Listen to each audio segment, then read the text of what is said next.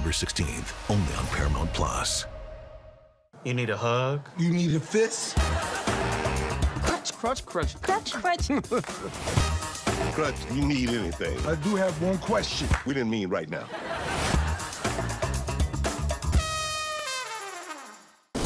You talk to people, they don't see the badge. I talk to people, that's all they see. I got worried you coming up here without an escort. I can handle myself.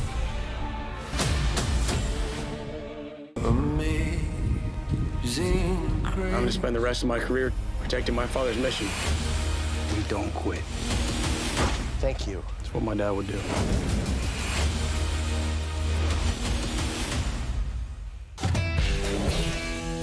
Being on the road, I don't think it's a job. I think it's a calling.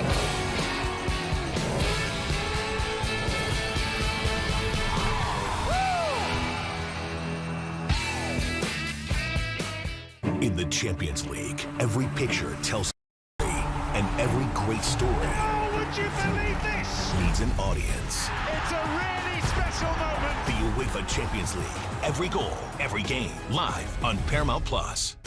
Someone at this law firm knew they were fueling an epidemic. You come forward now, you're just a crazy old lady with no evidence. You didn't see this coming, did you now?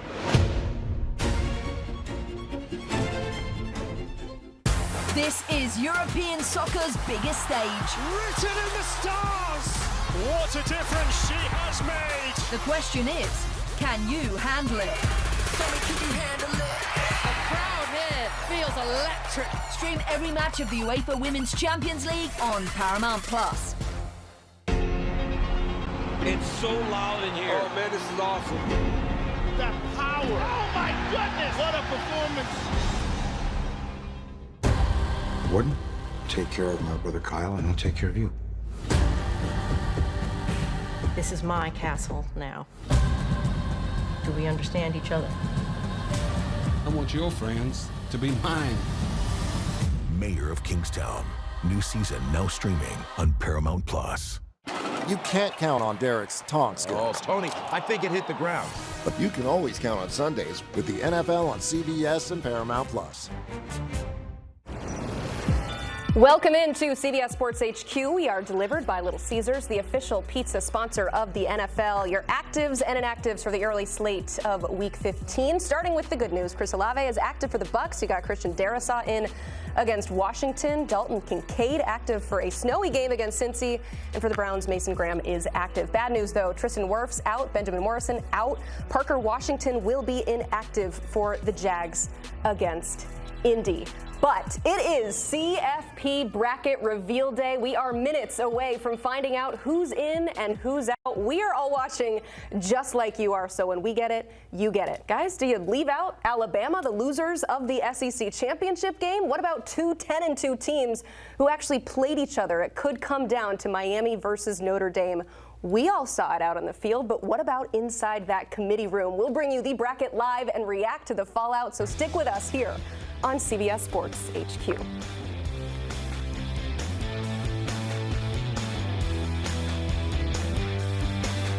You can't count on accurate expiration dates. That is a rookie mistake. Or the kindness of strangers.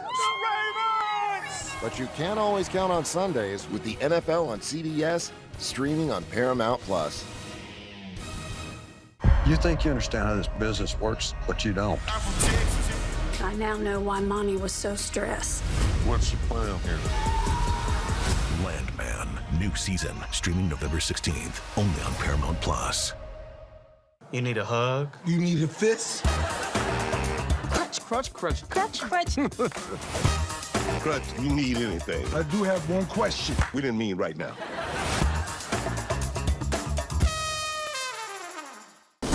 You talk to people, they don't see the badge. I talk to people, that's all they see. I got worried you coming up here without an escort. I can handle myself. I'm gonna spend the rest of my career protecting my.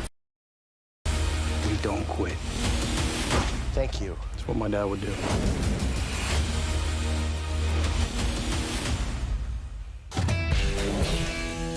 Being on the road, I don't think it's a job. I think it's a calling.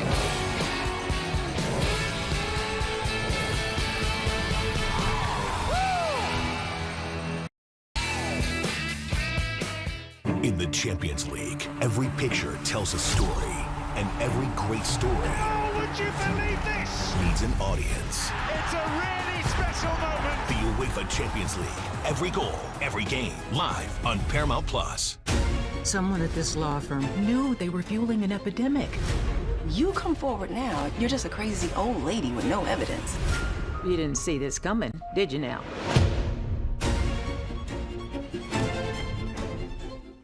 This is European soccer's biggest stage. Written in the stars.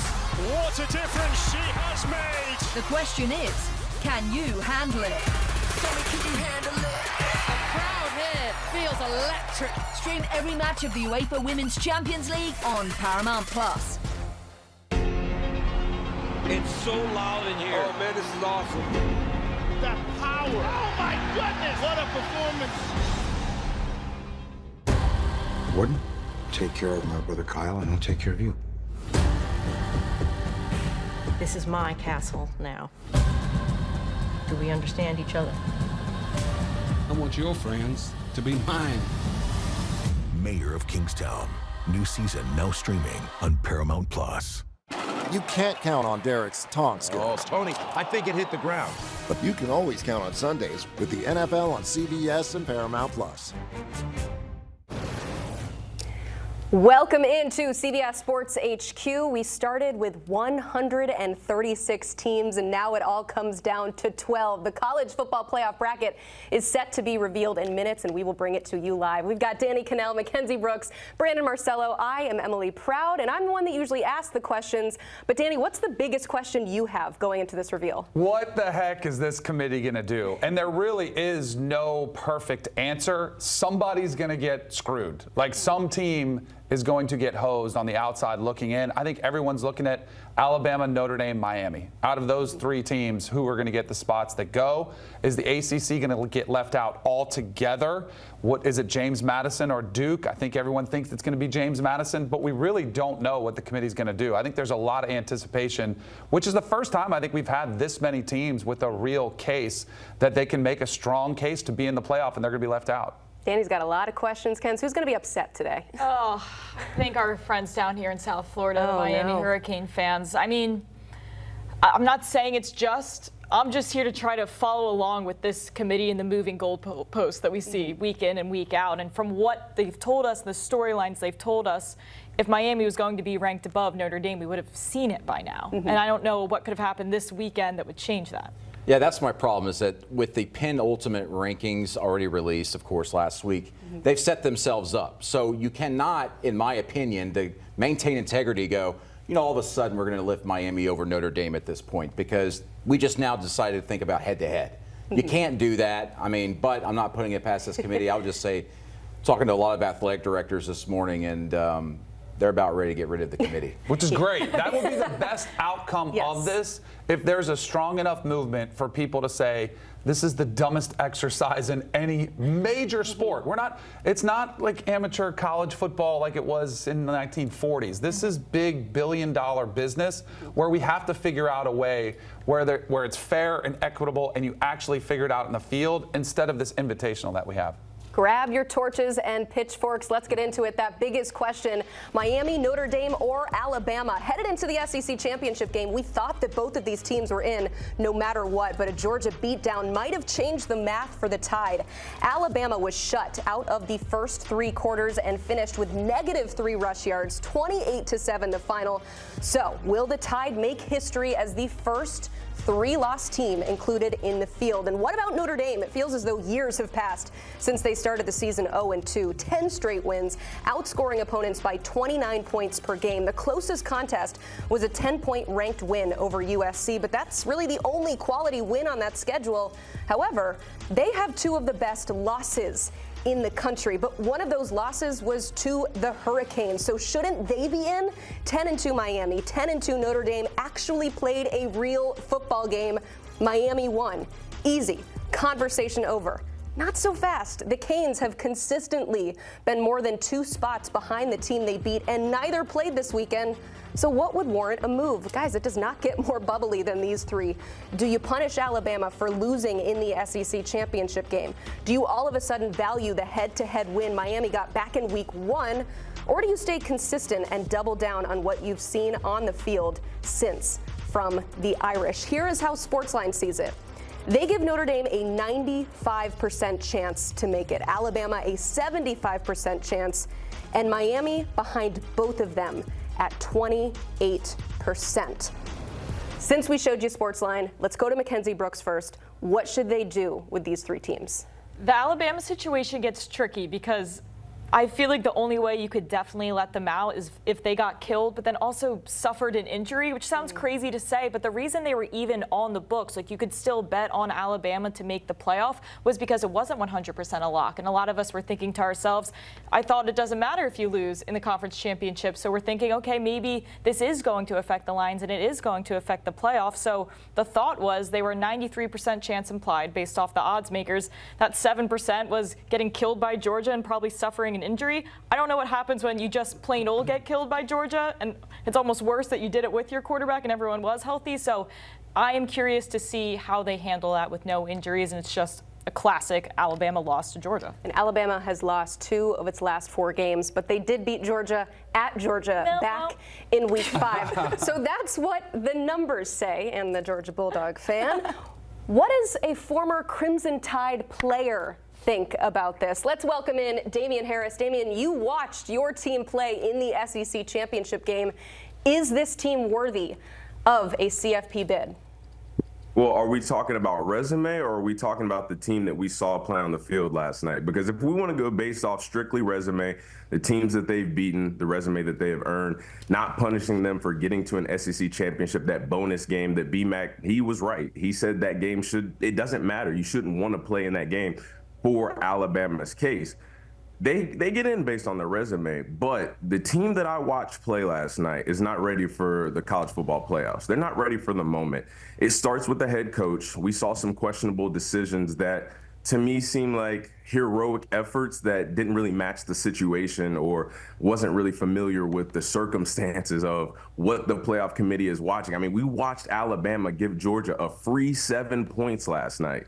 And we've been sitting here talking about Miami's throwing deep balls with 3 minutes left in the game when they're up 3 scores, right? Because every blade of grass matters, every point matters, every statistic matters, right? This team, they're not ready for the moment. When we look at Ty Simpson, the quarterback, in the biggest moments, his performance has shrunk. Ryan Williams has still not been able to get over the hump. This defense, yeah, they looked decent last night, but they also gave up 28 points. Some of that was due to bad field position and coaches' decisions going for it on 4th down. Some of it was because of special teams. Regardless, they got beat to sleep last night. Georgia proved that they were one of the best teams in the country. Alabama proved that right now, at this point in time, they're not one of the best teams in the country. So again, I ask you guys, are we going based off resume, or are we going off of recency bias and the display of football that we've seen from these teams as of lately? What do you think the committee should do? Recency, what we've seen, or that resume? That's my thing. It's like, we talk about eye tests and everything, and these guys are watching every single football game. They are. They saw are really those studying. TVs in the committee room. They are really studying. Front row seat.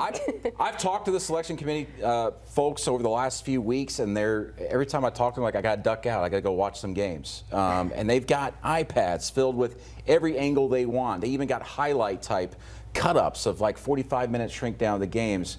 If you're watching the games out there, what makes you think that Alabama looks like a team that can win a national championship? They barely beat Auburn in the Iron Bowl. Bad Auburn team that doesn't have a quarterback.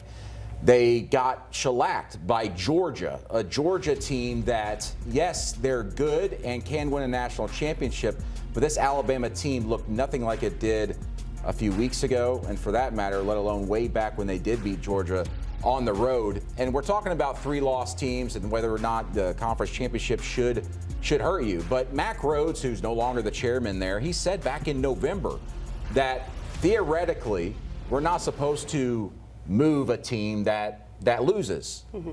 But if they get blown out, we will have a discussion candidly. a 21-point loss, which was more like a 28-point loss because, as you said, Damian, they were gifted a touchdown pretty much late in that game. They were. Could have been much worse. I hope the committee, and I hope Hunter Yurachek and co., when they are asked about this, I hope they had a lengthy discussion about Alabama and not just Notre Dame and Miami. So why play those conference games? Like, I would not. Oh, those won't be around for long. I'm just saying, like, Oregon They're getting rid of those conference right. championships. Oregon sitting in this beautiful, we got a bye week, we're probably going to be a 5 seed. Like, what an awesome spot to be. Ole Miss, too, one of those teams. I mean, there's if they make the decision of really punishing Alabama today, they are making a very, very large case with their foot on the ground that playing these games can consequence you. And I don't know if that's exactly the message they were intending to send. And I do think Alabama will end up being like a 10 seed. And if they didn't play that game, I'm not so sure they'd be playing on the road the first round. So then do we hold that standard for the Big 12 with BYU, who will get punished? Like everybody knows, like they're going to be out as the same team. They lost twice, and it was ugly, and we're all in agreement, like BYU's got to be out. Why is that treated differently? And we know why. BYU was already out of the field. Alabama's in. Right, but last year, if you remember the conversation last year with SMU versus Clemson, it was ugly early. Right. And SMU was down 21 points, and everybody was like, SMU is out. But they came back and lost by a field goal. And so I was like, oh, okay, they made it respectable. They looked like a playoff team at the time. I've always been told that the mandate is find the 12 best teams of college football. And you cannot tell me honestly that right now Alabama is one of those 12 best teams. And I will go back to the first rankings when Miami came down and they were 18 and they were so far away.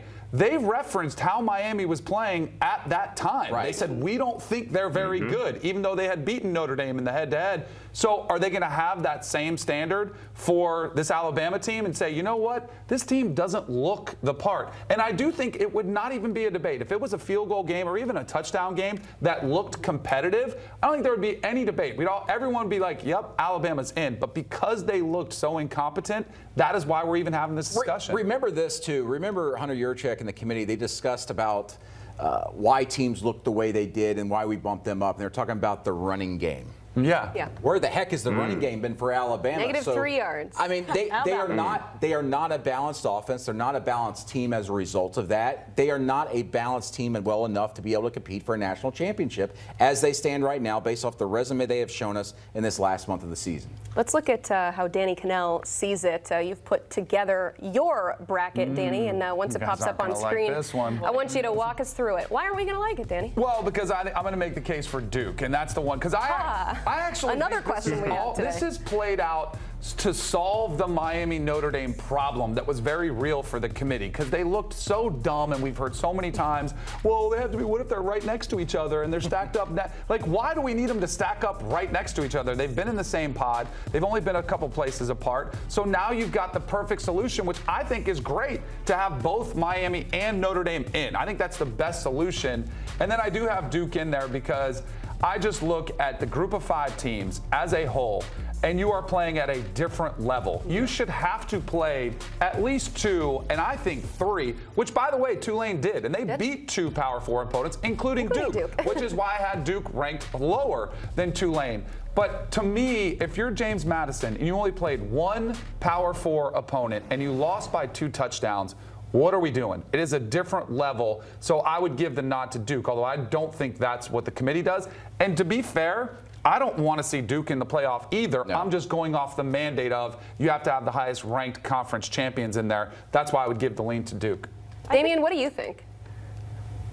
I'm not mad at Danny's list. I mean, the most obvious thing is no Alabama, and I agree with it. I agree with the standpoint that both Miami and Notre Dame should get in, so we should stop with the conversation about, oh, well, this team playing better right now, or this team won head-to-head. They both should get in because, quite frankly, they're both better than Alabama.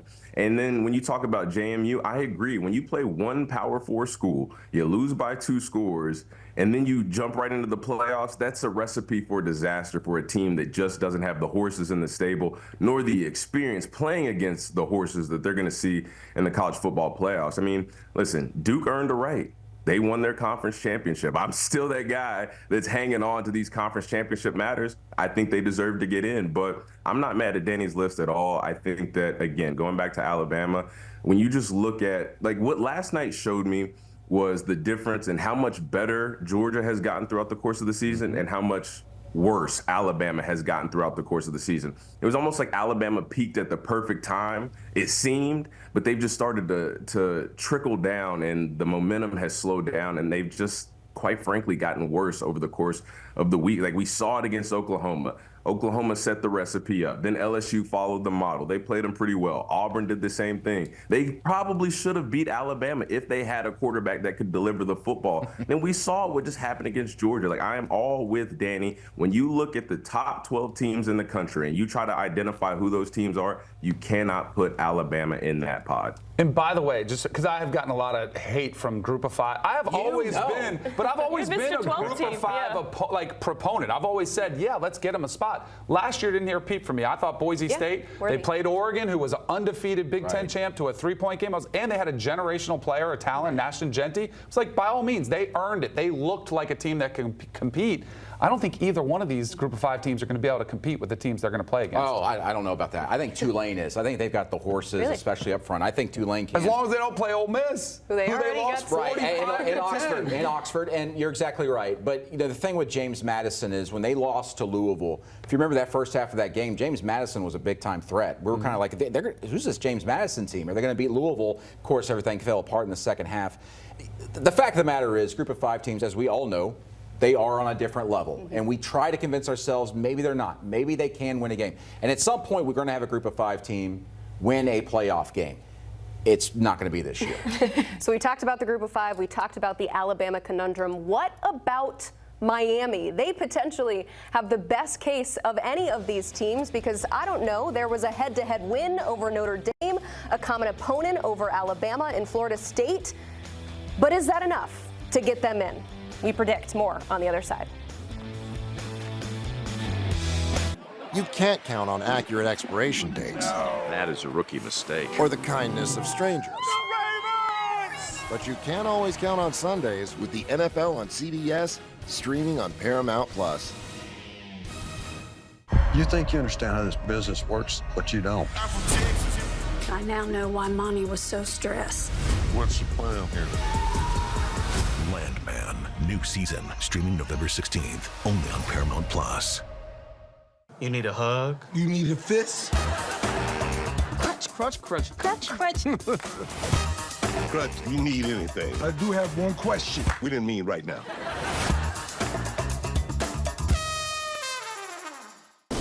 You talk to people, they don't see the badge. I talk to people, that's all they see. I got worried you coming up here without an escort. I can handle myself. I'm going to spend the rest of my career protecting my father's mission. We don't quit. Thank you. That's what my dad would do.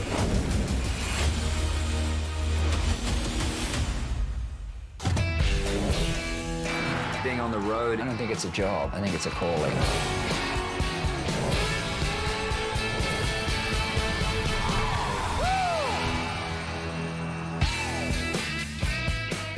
In the Champions League, every picture tells a story, and every great story would you believe this? needs an audience. It's a really special moment. The UEFA Champions League, every goal, every game, live on Paramount+.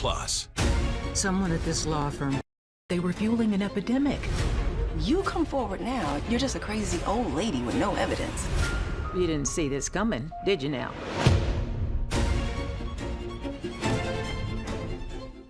This is European soccer's biggest stage. Written in the stars. What a difference she has made. The question is, can you handle it? Can you handle it? The crowd here feels electric. Stream every match of the UEFA Women's Champions League on Paramount+.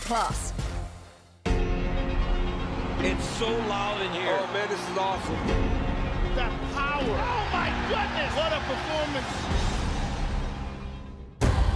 Warden, take care of my brother Kyle, and I'll take care of you. This is my castle now. Do we understand each other? It's your friends to be mine. Mayor of Kingstown, new season now streaming on Paramount+. You can't count on Derek's tongue skills. Oh, Tony, I think it hit the ground. But you can always count on Sundays with the NFL on CBS and Paramount Plus. We've got breaking news into CBS Sports HQ. First, this is what Brad Crawford thinks the playoff projection will look like. And so far, Brad is right on the money. Indiana just named the #1 seed for the CFP. Ohio State, the #2 seed. Let's welcome on Brad Crawford to react to this. Brad, this is what you predicted. Right move? Yeah, I thought Ohio State would be #2, despite Georgia's dominant win over Alabama in Atlanta. I think we saw last night, Emily, in the Big Ten championship game, these were clearly America's 2 best teams. This is what the committee has told us the last 5 weeks. Nothing about a 13-10 final at Lucas Oil Stadium changed that. Indiana, with a couple goal line stops, had a missed field goal there and was able to beat Ohio State. So Indiana rightfully at #1, Ohio State 2, and looks like Georgia at 3.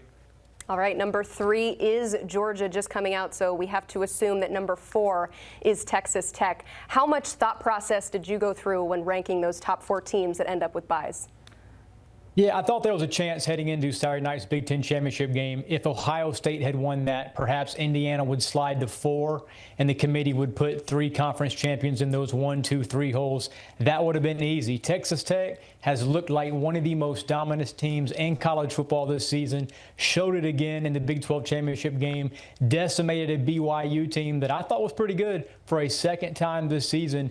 Texas Tech right now and Indiana, 2 teams that championship Saturday showed off elite defensive performances. All right, Brad Crawford, appreciate all your brackets throughout the season. But we want to react here in studio because our Georgia fan here, you're not just cheering for the fact that Georgia got a bye. What makes that 3 seed so advantageous? The 3 seed is I think the 3 seed is the 1 seed, in my opinion. This is a team that's going to play the 6-11, which I'm pretty confident will be Ole Miss versus Tulane, Ole Miss versus JMU.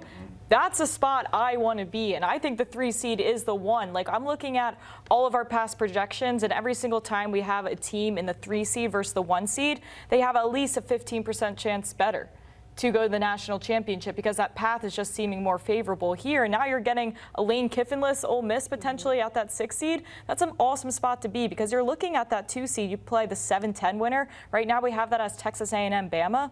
I'd rather see Ole Miss or Tulane than Bama in that second round. So Texas Tech gets the 4 seed. That is just breaking right now. What was the Red Raiders' case for maybe moving up in this top 4 byes? That you beat a top 15 team twice, same team. It's very hard, very difficult to beat the same team twice in a season. That's always the case. And as you saw with Alabama, Georgia just last night in the SEC championship game, Texas Tech, they are built to be able to win a national championship. You've got a bye. You've got that. You're going to probably play in the Cotton Bowl there in your home state. You've got a very favorable draw. And I know, as you said, the percentages are certain seeds you want to be in and everything. But it's about as good as you could ask for. And you got your first round bye. You deserve it.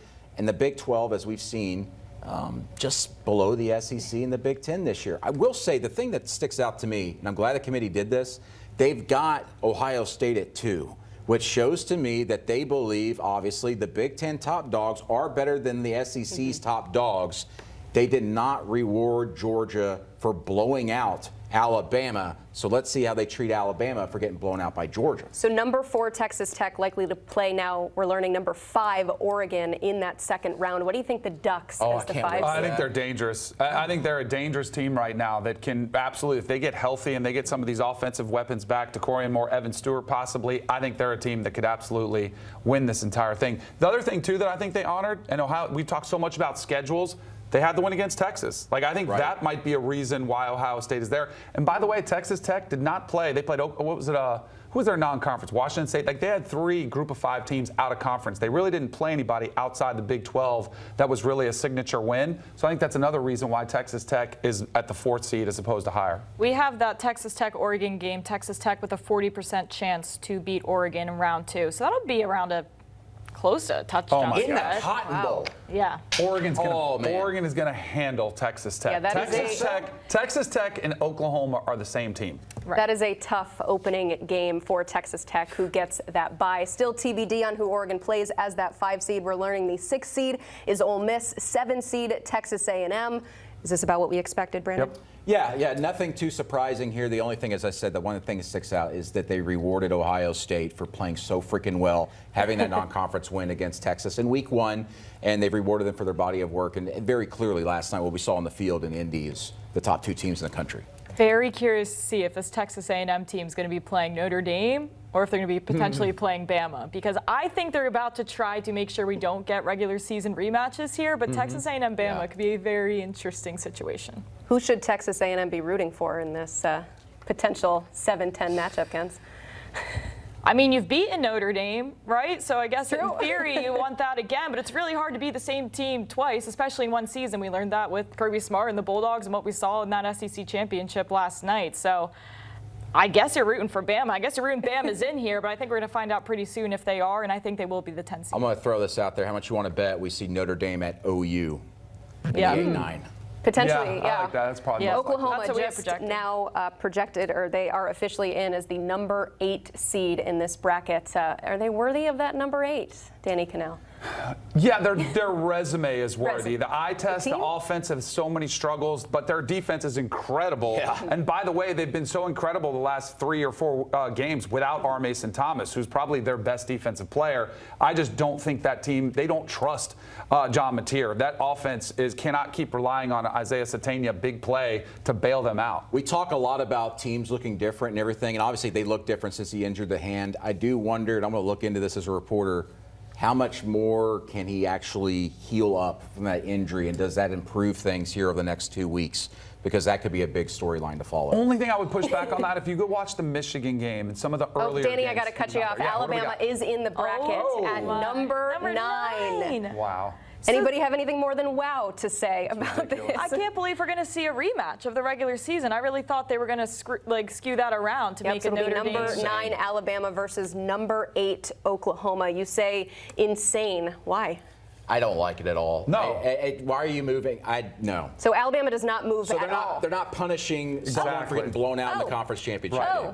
Damian Harris, what do we think? Alabama is in the bracket at number 9. No change based on what we saw last night. I got the volume all the way up.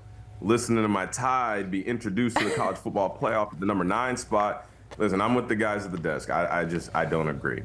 I don't agree. I think that as we've sat here and tried to figure out what are the most important statistics or metrics for the playoff committee, the 2 things that stick out to me, it's got to be head-to-head and it's got to be eye test. Like I said earlier, Alabama, they peaked weeks 3 through 6, 3 through 8, something like that, and they just don't look the part. When I look at every other team that has been listed in the college football playoffs, I think each and every single one of these teams could potentially win a national championship.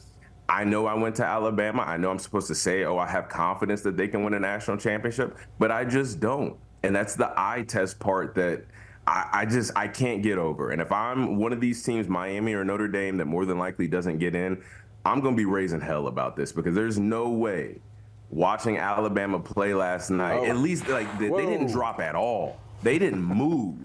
Like, you watched that game last night. You watched the performance by Ty Simpson, the lack of the running game, the holes in the defense. They shouldn't have been in. Point blank. They shouldn't have been in. Miami is now in the bracket at number 10. Holy. Guys? This is legitimately like the first, oh my gosh moment with the committee I've seen since we've been even doing the 14 I didn't think they'd do it. They did it. But this is a good thing. It is a good thing. Yes. So does this mean Notre Dame is out? Yes. I can't believe they did this. I'm stunned. Because the final 2 seeds will go to conference champions, whether that is Duke out of the ACC or the Dukes out of the Sun Belt and James Madison. We already assume that Tulane will be in this bracket. So Miami, it sounds like head-to-head officially finally is now mattered. All yes. right, we're back. Do they realize that game was week 1, right? Yes, but absolutely. Now it matters. Well, that's the thing. The committee set themselves up to look foolish. But now finally we get what mattered the most, which was what transpired on the field. I think Miami is...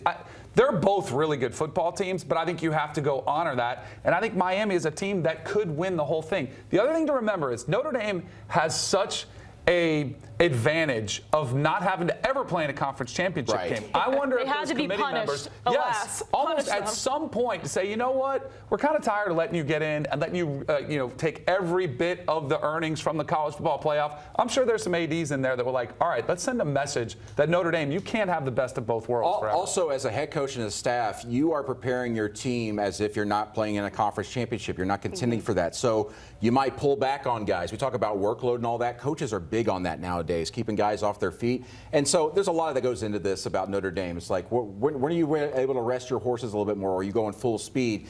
Meanwhile, you had Miami go full throttle against Pitt in the end of the season and then win all their games in the month of November and trying to fight themselves to prove that what they did in week 1 is in fact what they are today. So they reward Miami. And this is good news for Miami, obviously, but Kenzie, this is good news for the rest of the bracket because you projected Notre Dame to what? Go to the national championship? I'd say about 75% of our brackets through the week was Notre Dame making it to the national championship. Wow. If they were in, they were going to wreak havoc. This isn't me saying they should be in, but this is a really, really good football team that went to a national championship last year. They add a passing game with C.J. Carr. Their stats and their metrics, as we all know, as the committee mentioned, were just going like this all season. So I do think they would have made some loud noise in the playoff, but it is great news for everyone else now because they're no longer a threat. By the way, I think Miami can still make loud noise in the playoffs as long as Carson Beck doesn't throw the interceptions to the other team. And I think actually it's a pretty good matchup for Miami. Texas A&M is a team that hasn't really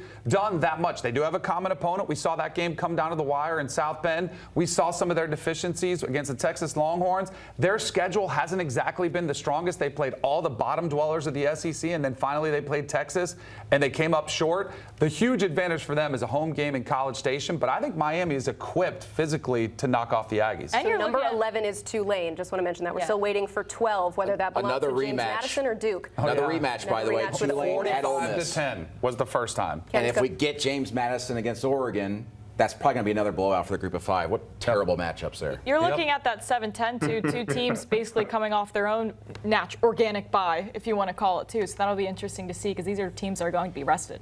Damian, were you able to watch Notre Dame and I apologize. I got to cut in with James Madison officially in. So Duke is out. Damian, I'll let you get the first word here. What do you think about James Madison, a G5 team over the ACC champ?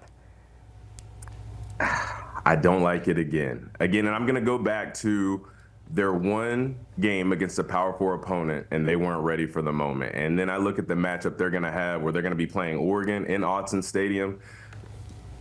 Brandon just said it best. This is a horrible matchup for JMU. I don't see them wreaking any havoc or making any type of noise. I think Duke might have had a better chance based on the quarterback that they have and his ability to make plays.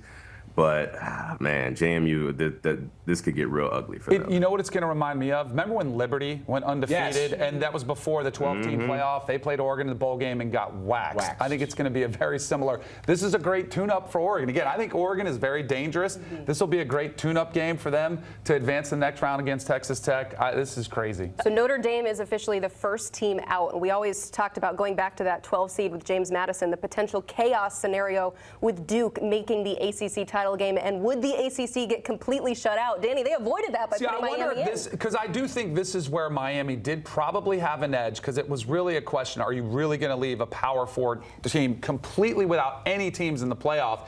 And I think this is the best case scenario for the ACC, because if you would have had Duke in, they're probably making an early exit. I already told you, I think Miami could beat Texas A&M and possibly make some noise in the playoff. So I think this is a big win for not only for Miami Hurricanes, but for the ACC. If you could pick one, you'd clearly want Miami. I do wonder the human component. Listen, they're humans. They're on this committee. I wonder if they poking the bear. I wonder. They did fly a plane over the committee saying, "Put Miami in." Maybe well-spent money from those Hurricanes fans. But I do wonder if they just sat back there and they just thought, we kind of screwed Miami last year. Yeah, they didn't even come in the debate. They didn't even get into the discussion last year. Why are we going to do this again to them and do it again to the ACC and leave an entire power conference out? I'm sure that was creeping in their minds throughout this process. The crazy part, again, I feel like I need to continue to reiterate this, head-to-head, this game happened back in week 1, so I don't know if you got to look in on a Miami practice this week or a Notre Dame practice this week, but Brandon, what changed in terms of why we're seeing Miami in this bracket over Notre Dame, despite that we don't have any new data points on the field? I'm interested to hear how they explain this away, because if you want to talk about data points or anything like that, the only team that maybe got affected positively actually from this would have been Notre Dame from the championship weekend, because they beat Boise State, and Boise State won the Mountain West this season, and they just played their conference championship game. So I just want to hear the explanation of what changed when literally these rankings between these two teams was in a vacuum. Nothing was touching them. They were floating in space. What made them have the force to be able to flip-flop them here? I can't wait to hear their reasoning. Damian, is this the right move, putting in Miami over Notre Dame? I mean, yes, because head-to-head matters. And I sat up there and talked about recency bias. Notre Dame has been playing hot all year long. Since they lost those first 2 games, they look like the better team as of recently. But in the back of all of our minds, all of us that play the game, that know the game, that cover the game, that love the football game, we know that nothing matters more than head-to-head. You settle it on the field, you play against each other, the better team comes out. It was Miami, so a lot of Miami fans are happy. Now Mario Cristobal can get out of my DMs talking about me talking bad about Miami, saying they shouldn't be in the playoffs. You got what you wanted, Mario. I hope he's lighting a Cuban cigar tonight, and if he is, I might join him tonight and drive down the road. I will say this. Do you wonder, let's sit back here and we talk about Notre Dame not being in a conference. Let's just say Notre Dame was in the ACC and they both had these records, and you would just simply sit there and go, well, Miami beat Notre Dame, so why are we having this discussion? When we talk about head-to-head, and then you actually put it into an actual, in the same arena, where you're going, Notre Dame's in the ACC, they're an ACC member, the two teams we're talking about, they played each other in the ACC, they're both from the same conference. If we're going to put an ACC team in, it needs to be the winner. It's Notre Dame. The problem is Miami. But then Miami. You know what would have been even better and more fair? If Notre Dame was in the ACC, maybe those teams would have actually played yesterday, and then the winner of that game could advance. Jim Phillips, get on the horn. Call out Notre Dame. It's hard to compare teams within conferences anymore because the conferences are so big. So we look at the fallout, what this means for Notre Dame. I think it's safe to say Irish fans were really the only ones that were hoping that Miami got in this bracket. Ultimately, that head-to-head was something that pulled through. What does this mean for Notre Dame now, Brandon? Do they need to reevaluate their status not being in a conference? I don't think they will touch that. They'll continue to just stand there and be away from the crowd and stand in the corner in the party while everybody has fun. I think this is a situation where no matter what was going to happen today, these power brokers, they're going to sit down here at the end of the year, their year-end wrap-up meeting the Monday before the national championship game. They're going to hear all the data points, everything they went through, and then here in the future in this offseason, you're probably going to hear more about how can we tweak the selection process here. Right. Should we have a committee? Again, I mentioned this earlier on the show. I've had ADs bringing that back up to me again today. If you guys remember back in the spring, Southeastern Conference athletic directors were very, very, very out there saying we don't need a committee. We don't need a selection committee. That is going to pop up once again, no matter what happened today. And I think this is only going to further that, especially from Notre Dame's viewpoint as we go into all this. Because if you look at the computer rankings, Notre Dame obviously was ahead of Miami for whatever reason, according to the computers.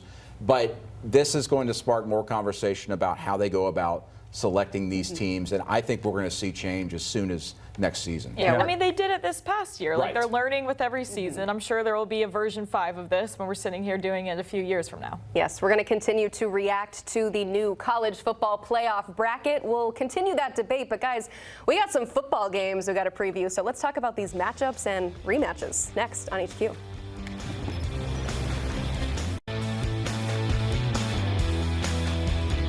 You can't count on accurate expiration dates. That is a rookie mistake. Or the kindness of strangers. But you can always count on Sundays with the NFL on CBS, streaming on Paramount+. You think you understand how this business works, but you don't. I now know why Monty was so stressed. What's the plan here?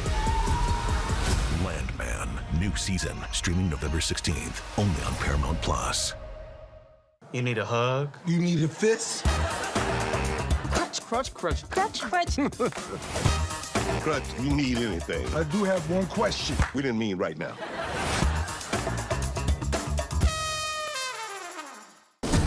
talk to people, they don't see the badge. I talk to people, that's all they see. I got worried you coming up here without an escort. I can handle myself.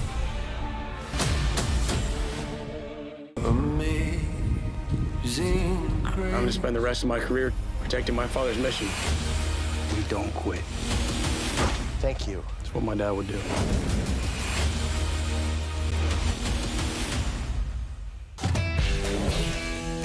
Being on the road, I don't think it's a job. I think it's a calling.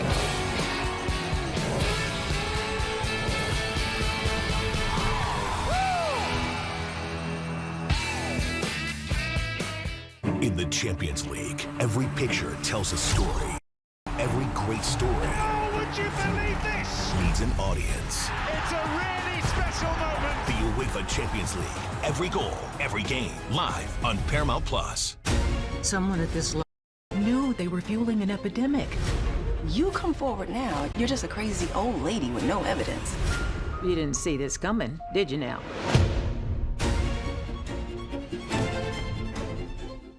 This is European soccer's biggest stage. Written in the stars. What a difference she has made. The question is, can you handle it? Can you handle it? The crowd here feels electric. Stream every match of the UEFA Women's Champions League on Paramount Plus. It's so loud in here. Oh man, this is awesome. That power. Oh my goodness. What a performance. Warden, take care of my brother Kyle, and I'll take care of you. This is my castle now. Do we understand each other? I want your friends to be mine. Mayor of Kingstown. New season now streaming on Paramount Plus. You can't count on Derek's taunt skills. Oh, Tony, I think it hit the ground. But you can always count on Sundays with the NFL on CBS and Paramount Plus.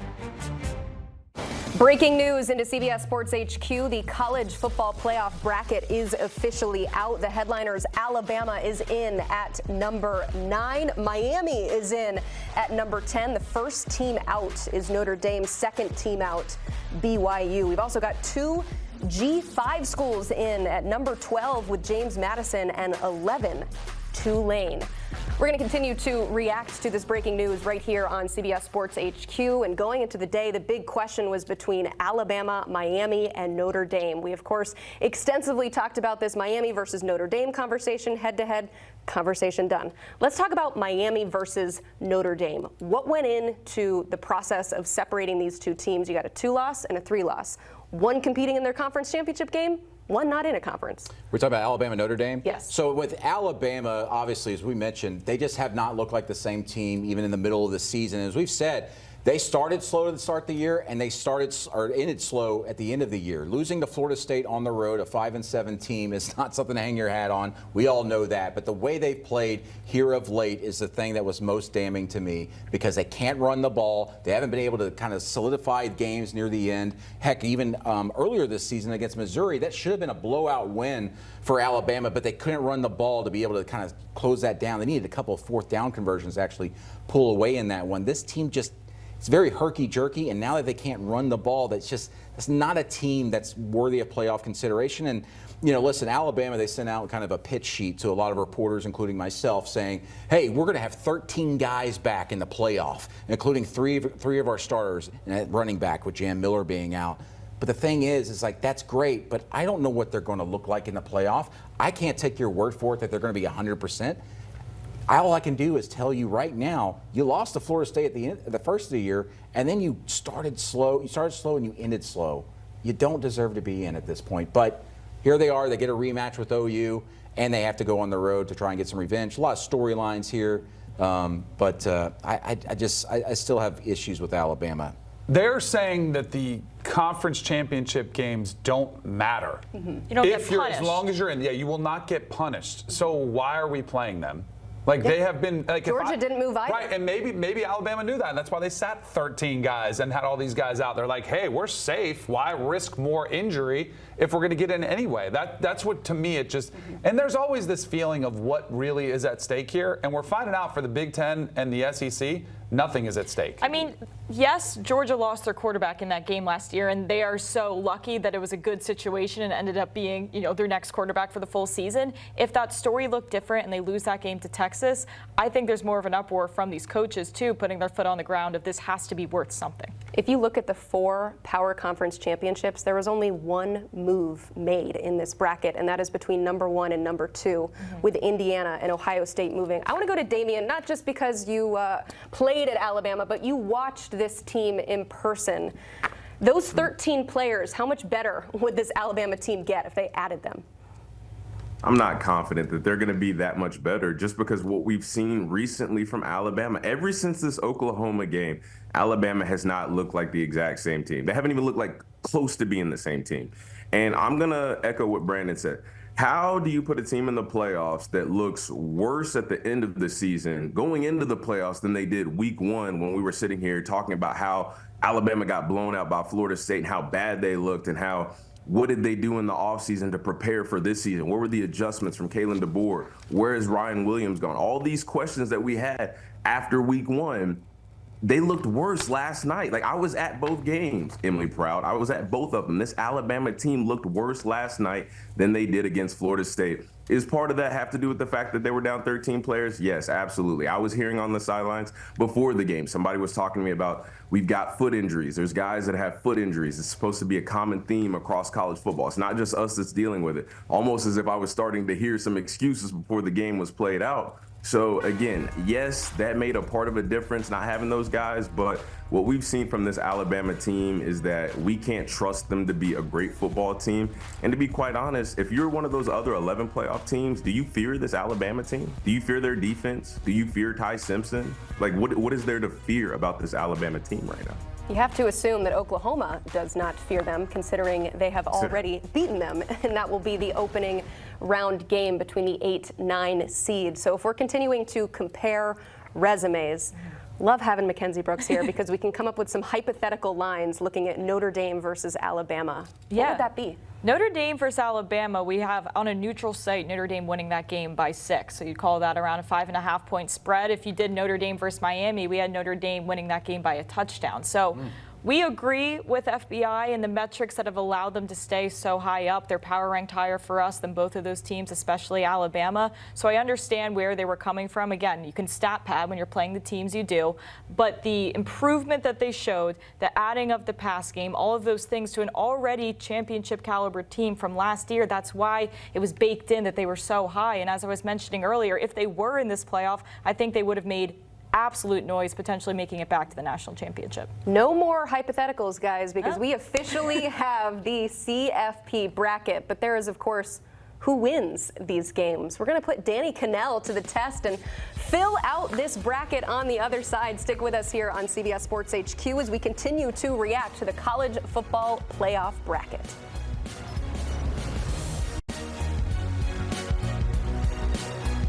You can't count on accurate expiration dates. No. That is a rookie mistake. Or the kindness of strangers.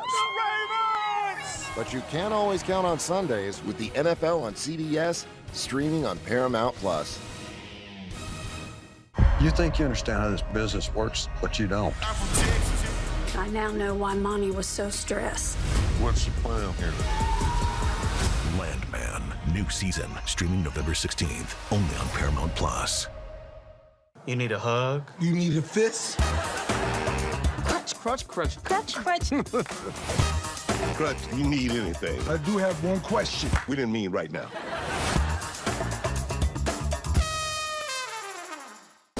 You talk to people, they don't see the badge. I talk to people, that's all they see. I got worried you coming up here without an escort. I can handle myself.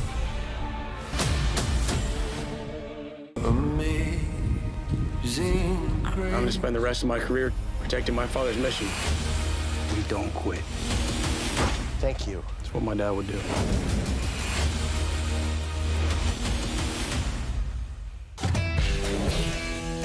Being on the road, I think it's a calling.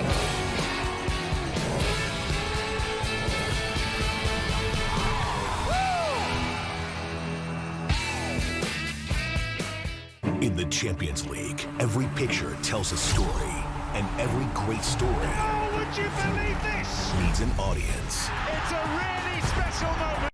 UEFA Champions League. Every goal, every game. Live on Paramount Plus. Someone at this law firm knew they were fueling an epidemic. You come forward now, you're just a crazy old lady with no evidence. You didn't see this coming, did you now?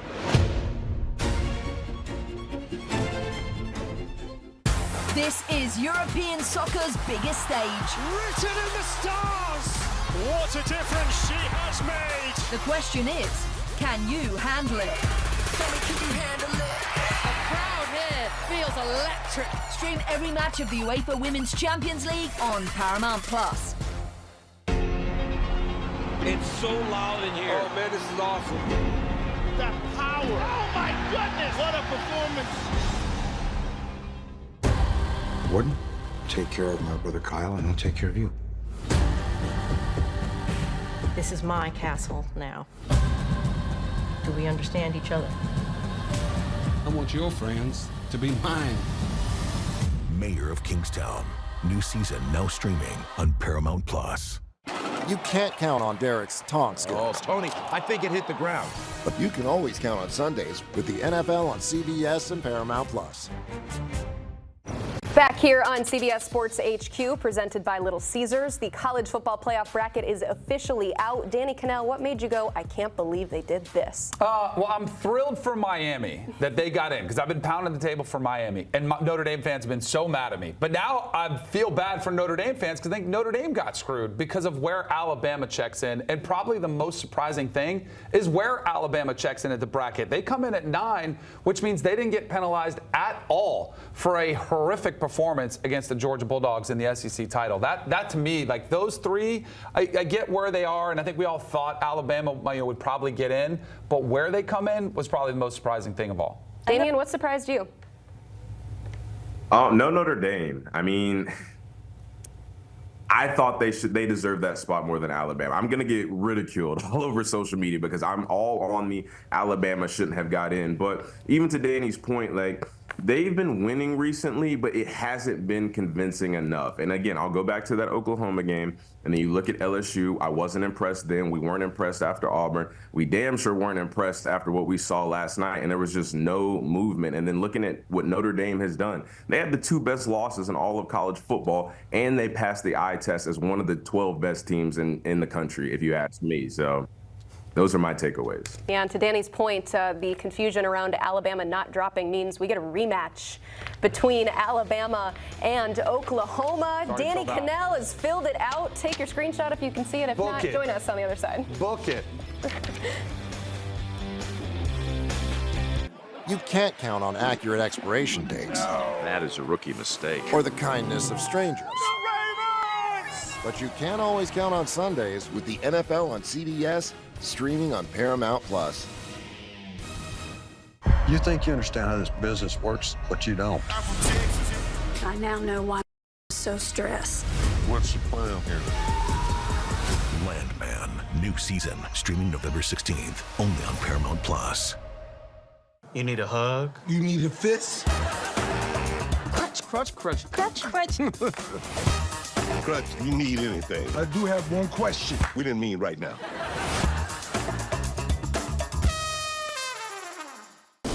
You talk to people, they don't see the badge. I talk to people, that's all they see. I got worried you coming up here without an escort. I can handle myself. I'm going to spend the rest of my career protecting my father's mission. We don't quit. Thank you. That's what my dad would do.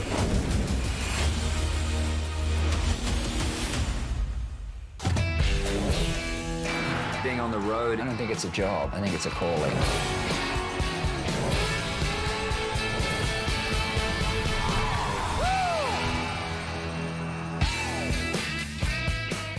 In the Champions League, every picture tells a story, and every great story Would you believe this? needs an audience. It's a really special moment. The UEFA Champions League.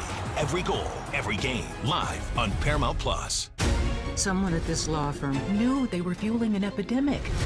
You come forward now, you're just a crazy old lady with no evidence. You didn't see this coming, did you now?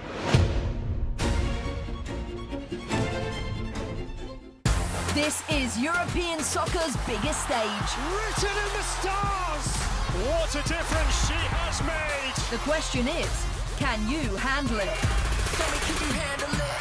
The crowd here feels a lot. Stream every match of the UEFA Women's Champions League on Paramount Plus. It's so loud in here. Oh man, this is awesome. The power. Oh my goodness, what a performance.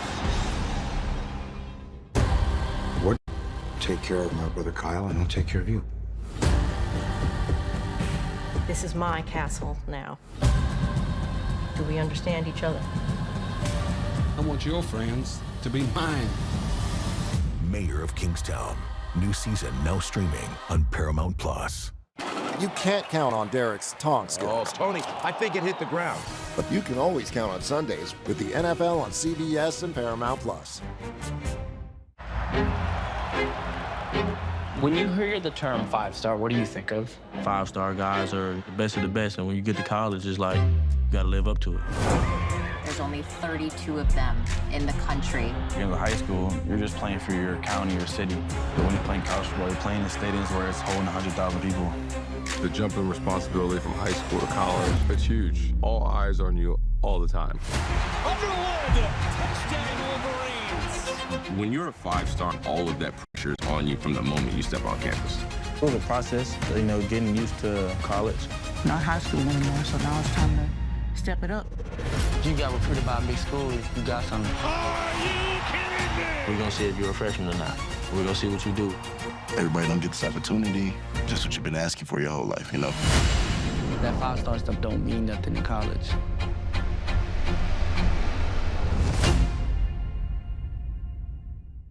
In the Champions League, every picture tells a story. And every great story Would you believe this? needs an audience.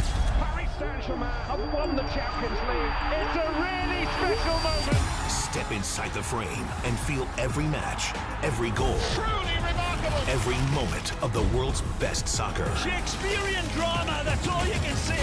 The UEFA Champions League. Every goal, every game, live on Paramount Plus. Being on the road, I don't think it's a job. I think it's a calling.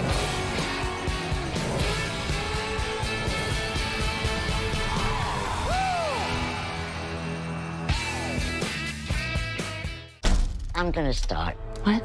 You're going to die tonight. What are you talking about? Unless you give it what it wants. I want to play. Breaking news here into CBS Sports HQ. After all the debate and consternation, we officially have a bracket. No takebacks. This is what it is. So we continue to look ahead, and Danny Cannell is doing the thankless task of already filling this thing out, and you cannot change anything, Danny, between now and then. I reserve the right to evaluate further, but okay. Yeah, I'm still going to go with it. Okay, I love it. You're just being detained. 10 toes down. Let's do it. Yes, that's right. 5-check bracket. Yeah. All right, let's go ahead and throw up Danny Cannell's bracket. The first game of the college football playoff will be a rematch between Alabama and Oklahoma. What happens in round 2? I'm going to give the edge to Oklahoma. I saw that Oklahoma is a home underdog, but I saw this happen already. Ty Simpson has been overwhelmed, and that was the game that he started this downhill slide. I think he's really been kind of, struggling with the pressure that's been on him, and I think he's going to be under duress a lot of the game. My favorite play in that game will be the under. Certainly, based on what we've seen from these. Why don't you like it? He likes Al. I got Bama. Everything I said earlier, just ignore that. Wipe the record. Okay. They are going to be healthier. OU won that game because they had 3 turnovers, including a pick 6. It is going to be very difficult to repeat and that. Kalen DeBoer did point out they doubled them up in total yardage. They did move the ball against Oklahoma. Oklahoma has done a fantastic job of getting outgained in games and yet still winning them. Let's go to the 12-5 matchup between the James Madison Dukes and Oregon Ducks. Who's moving on to the next round? Emily, I can promise you I will not switch this one. This one will be in Sharpie all the way through, no matter what happens. I'll take the Oregon Ducks to Can we get advance. a spread out of you? 21.5? Oh, I think they cover. Yeah, I think they cover too. Easily, yes. I think there could be maybe like Dan Lanning revenge based on what happened in their opening round game last year to Ohio State. A little exercising of some demons. The poor Duke serving up on a platter there. Let's go to the other G5 team, and that is Tulane, Ole Miss, and another rematch here, Danny. Yes, and this one again, Emily, I will not switch at any point until we get this game actually played. We saw it once already. It was 45-10. I will move on Ole Miss, even without Lane Kiffin. Charlie Weiss Jr. is back calling the plays. I'll take Ole Miss. The Kiffin-less Rebels move on to the next round in Danny Cannell's bracket. How about the U coming in this bracket at number 10, facing off against Texas A&M? Who wins? I told Mario Cristobal the other day, I talked to him on Friday, and I said, if you guys get in, I think you can do some damage. This to me would be doing some damage. Texas A&M, I don't want to say fraudulent, but they have not exactly been tested. The last time we saw them tested was against Texas. I know this is in College Station and the 12th man will be loud, but I think Miami's physicality will be the difference in this one. So I've got the Hurricanes moving on. The Aggies defense gives up a lot of explosive plays. And Miami has some explosive weapons that they can utilize. Okay, let's move on to the second round. Teams we haven't seen yet because they got those byes. It's going to be number 1 versus number 8 in the Rose Bowl. Who you got, OU, IU? I know last year we saw a lot of these teams with the bye lose, but I do think Indiana, just saw them. They're so well coached. This is the one where I think they're a more complete team.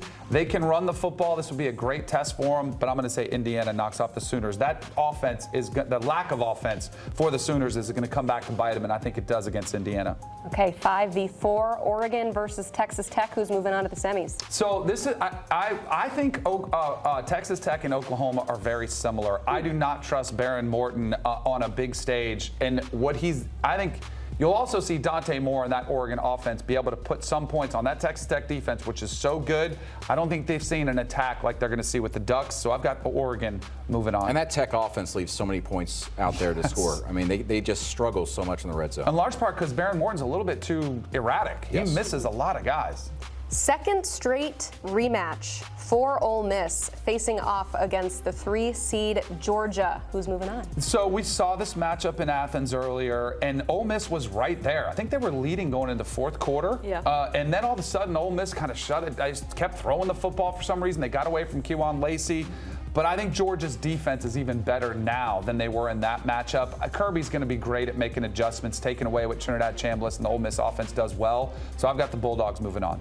Certainly helps a head coachless team like Ole Miss to continue to play teams they've already faced this season. Just have to take a relook at some of those squads. Okay, we got the U, we got Ohio State. Who's playing Georgia in the semis? I know I told Mario he was going to do some damage, but he's already done some damage in the opening game. Exactly, and I would not be surprised if Miami won. But I do think Ohio State's going to be dangerous because this is sort of their rallying cry. We just saw them lose. That was their first big test. I think they'll fix some of their issues, and they better fix the offensive line. Julian Sain was sacked 5 times. You only sacked 6 times all year. They better have an answer for Ruben Bain and Akeem Mesidor coming off the edge. But I think they do, so I'm going to have Ohio State move on. I'm just thinking about these defenses and the body types that we've got on each end. This is going to be a fun one, but it will be the semis between Indiana, Oregon, and Georgia, Ohio State. Let's start with the 1 versus 5. Who's moving on to the national title? So we saw this game in the regular season, and this was probably the first time everybody's like, oh, Indiana's back. They're for real. They weren't just a one-hit wonder, but it was also Dante Moore's first big game. I know he played against Penn State in that whiteout, but then that was right after that game, and it was his worst game of the year. He had 2 interceptions, and a lot of this. So this is what I'm very curious to see: who Oregon gets back. I am counting on them getting back their offensive weapons. If they don't, this one is subject to change potentially, but I think DeCorian Moore, Evan Stewart potentially as well. This team was really banged up. I think they're going to be healthier. I'm going to give the edge to Oregon and have Oregon move on to the national championship. Wow, and that round 1 game was in Eugene, this one in a neutral site. How about Georgia and Ohio State? You talk about a helmet game here. Who's moving on to the national championship? Oh, this will be an absolutely awesome game. We saw these teams in a playoff before in Atlanta, right? And that's when Georgia came. Anybody remember that game? Was tight. On ground. I bet you were. It were. was New Year's Eve. Fireworks went off. The field was. And that one, Ohio State was right there. They were so close. I think they remember that, and I think they get revenge from this one. I'm going to have Ohio State moving on. Okay, so Ohio State fresh off losing the Big Ten championship, but back in the title game with a chance to win it all again. It's all Big Ten here for Danny Kanell. Oregon, Ohio State, who you got? I'm going to go with the Ducks. Kind of the opposite of what we saw last year. Remember, Ohio State was kind of forgotten about. They had 2 losses. Everyone was like, what are they going to do? Is Ryan Day going to get fired? They got hot and healthy at the right time. That, to me, is the Oregon Ducks. And Dante Moore, and I love Fernando Mendoza.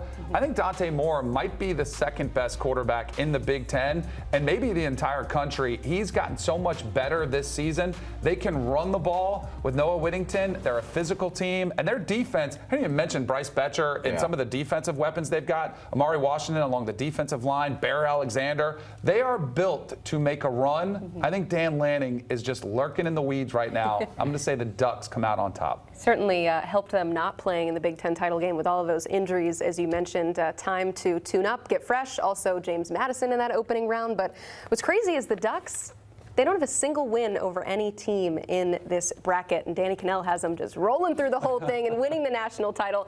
What do the numbers tell you here, Mackenzie Brooks? Are they in line with what your friend Danny's doing? Honestly, yeah. Like, relative for a 5 seed, we give them a 14% chance to win the national championship. That's pretty good? high. Okay. Yeah, so our highest is Ohio State at 23% chance, to give you an idea there. So it goes Ohio State, 23% chance to win the Natty, then Georgia at 20%, and it's not until number 3 you get the 1 seed, Indiana, at a 17% chance. So they're closer to the same odds as the 5 seed sitting in that 1 seed. And I've been barking up the 3 seed's a good spot to be. The 1 seed doesn't necessarily mean that's the best place and the best position for your team. But the 5 seed right now in the path for Oregon does look pretty promising. So we put Danny Kanell on blast here, going through his bracket. Who do you have winning it all? I see you've been doing this exercise as well. I covered this up. Subject to change, because this is most definitely going to change. You know, you're talking so high on Oregon right now, but I still think that Texas Tech defense is going to be able to slow them down. Okay. I think Tech going to the semifinals to face Indiana, and then Indiana knocking off the Texters and getting the national championship to face Georgia. I think Georgia, Kirby Smart is still the best coach in America. As you said, the adjustments. Heck, I even go back to the game against Alabama, which they lost in the regular season. That second half was an adjustment clinic defensively. Give me Kirby Smart and Georgia in national championship with them toppling the undefeated Hoosiers to win the national title. Wow. I knew I liked you. The other thing, too, Gunner saw there was a dropped touchdown pass in the second half. Georgia might have won that game outright. They were awesome in the second half of that game. What a world. We're talking about a potential Georgia-Indiana game in the national championship. What my favorite part about this bracket is like there's a lot of teams that I don't think can win it, but I think there's 5 or 6 that can, which is more than I think we've seen in my memory of teams. I mean, we've only had this 2 years, but even going back to the 14 playoff, it always felt like there were only 2 that were going to win. I think this field is really deep. We've got several teams that feel like they actually have something to prove getting into this. I mean, you even talk about Ole Miss losing their head coach in Lane Kiffin. You got Miami getting into the bracket after getting screwed last year and then not getting screwed this year, and they feel like they have something to prove here. And heck, even Alabama to a certain extent. Everybody's questioning them. They've been injured and everything. Should they even be in the field? OU, their offense can't do anything, but Brent Venables, I can't tell you how much he's been circling the wagons there. There are going to be some really fired up teams going into the playoff here. We have 4 different teams that are dancing around that 15 to 20% chance. Typically, you're not seeing that much parity. It's typically one that's kind of a juggernaut. Where do you have Texas Tech? Texas Tech has a 5% chance. Oh, I'm with you. I'm with the numbers on that one. Okay, very interesting. We will continue to react to the new college football playoff bracket. It's here. It's beautiful, maybe flawed a little bit. We've got Alabama officially in, Miami in, and Notre Dame, the first team out of the CFP. We've got more live reaction on the other side.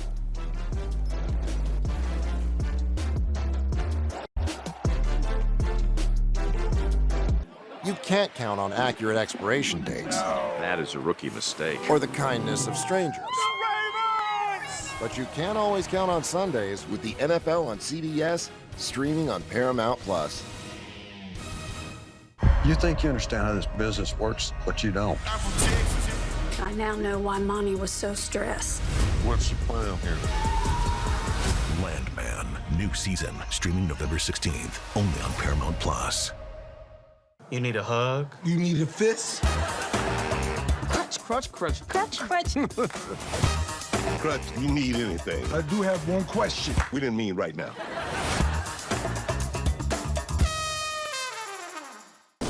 You talk to people, they don't see the badge. I talk to people, that's all they see. I got worried you coming up here without an escort. I can handle myself. I'm gonna spend the rest of my career protecting my father's mission. We don't quit. Thank you. That's what my dad would do.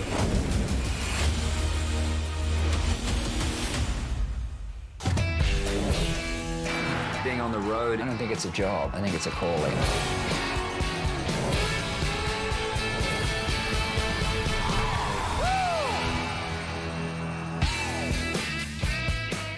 In the Champions League, every picture tells a story, and every great story Would you believe this? needs an audience. It's a really special moment. The UEFA Champions League, every goal, every game, live on Paramount Plus. Someone at this law firm knew they were fueling an epidemic. You come forward now, you're just a crazy old lady with no evidence. You didn't see this coming, did you now?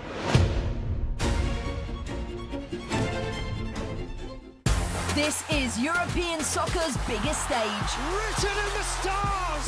What a difference she has made. The question is, can you handle it? Can you handle it? The crowd here feels electric. Stream every match of the UEFA Women's Champions League on Paramount Plus. It's so loud in here. Oh man, this is awesome. That power. Oh my goodness. What a performance. Warden, take care of my brother Kyle, and I'll take care of you. This is my castle now. Do we understand each other? I want your friends to be mine. Mayor of Kingstown. New season now streaming on Paramount Plus. You can't count on Derek's taunt skills. Oh, Tony, I think it hit the ground. But you can always count on Sundays with the NFL on CBS and Paramount Plus. Welcome back into CBS Sports HQ. We officially have the college football playoff bracket, and if we're looking at the largest spreads in a CFP game all time, two of them are matchups we're getting this year. Oregon, a 21.5-point favorite over James Madison, and Ole Miss, a 17.5-point favorite against Tulane. So two G5 teams make it in this bracket over a power conference champion in Duke. And guys, I know that Duke was flawed, but Danny, what could this year's scenario do to the future of the college football playoff bracket? Does this call for a reevaluation? I hope so. I hope we blow this whole thing up and start from scratch, which I would love to see. I don't have much faith that we'll do that because there's this high leverage game of poker that's taking place between the Big Ten and the SEC. But like when we look at both of these group of five teams, I not only think of a team like Duke, who I would not sit up here and advocate for Duke. Like I don't feel bad for them at all. They're 7-5, 8-5 now as a conference champion. The teams I feel bad for are Vanderbilt, Texas, Notre Dame, teams that are very clearly better than either one of these group of five teams. And they're sitting at home, and I would have to think that their athletic directors, their conference commissioners, I know Greg Sankey will be pounding the table to say, what are we doing with these teams that really don't have any chance of winning? I don't think winning a game, but zero chance of winning a national championship. Why are we wasting spots in the college football playoff with those teams? I wanted to start with your opinion first, and I do want to get your opinion, but as the reporter here, Marcelo, you also have the actual mechanisms of how this could happen. So where are we at in terms of the reevaluation of this bracket? Because we already saw an adjustment from last year. Yeah, if you guys remember, back in August, they finally introduced a new strength of schedule, strength of record component that everybody thought would help teams from the Big Ten and the SEC. Now going forward, you've got some SEC athletic directors that I've talked to this morning via text just going, don't like the way this is all setting up. Remember back in the spring, the SEC athletic directors, several of them were saying, we do not need a selection committee. Why do we do this? And now, right now, when we talk about format, about the ability of maybe going to a 24-team playoff, which the Big Ten wants, and everybody else is very reluctant to kind of go with. There are SEC athletic directors that when that idea was first presented back in this past fall that said, let's do it. This morning, there are some SEC athletic directors I have spoken to who say, let's do it. They want to be able to get rid of these championship games, these conference championship games, start the playoff this past weekend with a 24-team playoff, and then go from there. The conference championship games were the CFP as a 12-team playoff was designed with a mechanism by giving the 4 highest-ranked conference champions byes that rewarded conference champions who played in their conference championship game. That's gone now with straight seeding. So why are we playing conference championship games? If we're not going to move them in the rankings, except for Ohio State and Indiana just flip-flopping at 1 and 2, why are we playing conference championship games? Of course, you want the trophy, but give the trophy to the regular season champion. Do whatever you have to do tiebreakers there. But at this point, we're moving closer and closer to us not just talking about a 16-team playoff, but they're probably, in my opinion here, just from the early going here, there's going to be more momentum for a 24-team playoff out of this. So I was somebody, Emily, who was pounding the table when we were at 4 teams. Give me expansion. Give me expansion. I thought 8 was going to be the right number. Then they went to 12, and I was, yay, way to go. Like, we got better. And I thought 12 was the perfect number as recently as like 6 weeks ago. And when they were talking about going to 16, I was like, no. But I think one of the best things they did was delay the decision so that you could see this chaos that's unfolded and how many teams are worthy. And so Tony Petitti came up to me. I saw him in Indianapolis. He said, hey, I saw you on social media coming around to the 24 team. And I said, yes. And he said, I really think there's some momentum to get this thing done. When that happens, I don't know, but I do think that's where we're headed. Very interesting. One of those G5 teams, James Madison, they will be facing the Oregon Ducks in the 12-5 matchup. And speaking of the Ducks, let's talk to the head coach, Dan Lanning, ahead of his opening round game in the college football playoff. Stick with us here on HQ. You can't count on accurate expiration dates. That is a rookie mistake. Or the kindness of strangers. But you can always count on Sundays with the NFL on CBS, streaming on Paramount Plus. You think you understand how this business works, but you don't. I now know why Monty was so stressed. What's the plan here? Landman, new season, streaming November 16th, only on Paramount Plus. You need a hug? You need a fist? Crutch, crutch, crutch. Crutch, crutch. Crutch, you need anything. I do have one question. We didn't mean right now.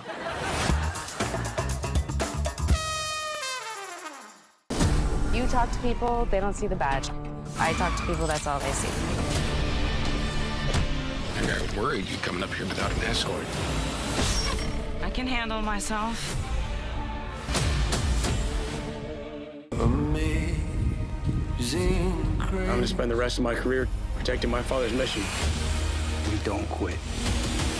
Thank you. That's what my dad would do.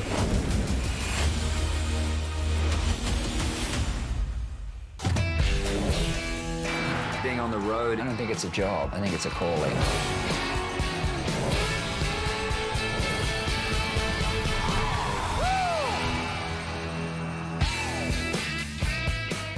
In the Champions League, every picture tells a story, and every great story would you believe this? needs an audience. It's a really special moment. The UEFA Champions League, every goal, every game, live on Paramount Plus.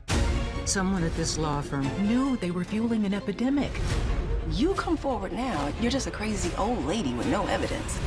You didn't see this coming, did you now?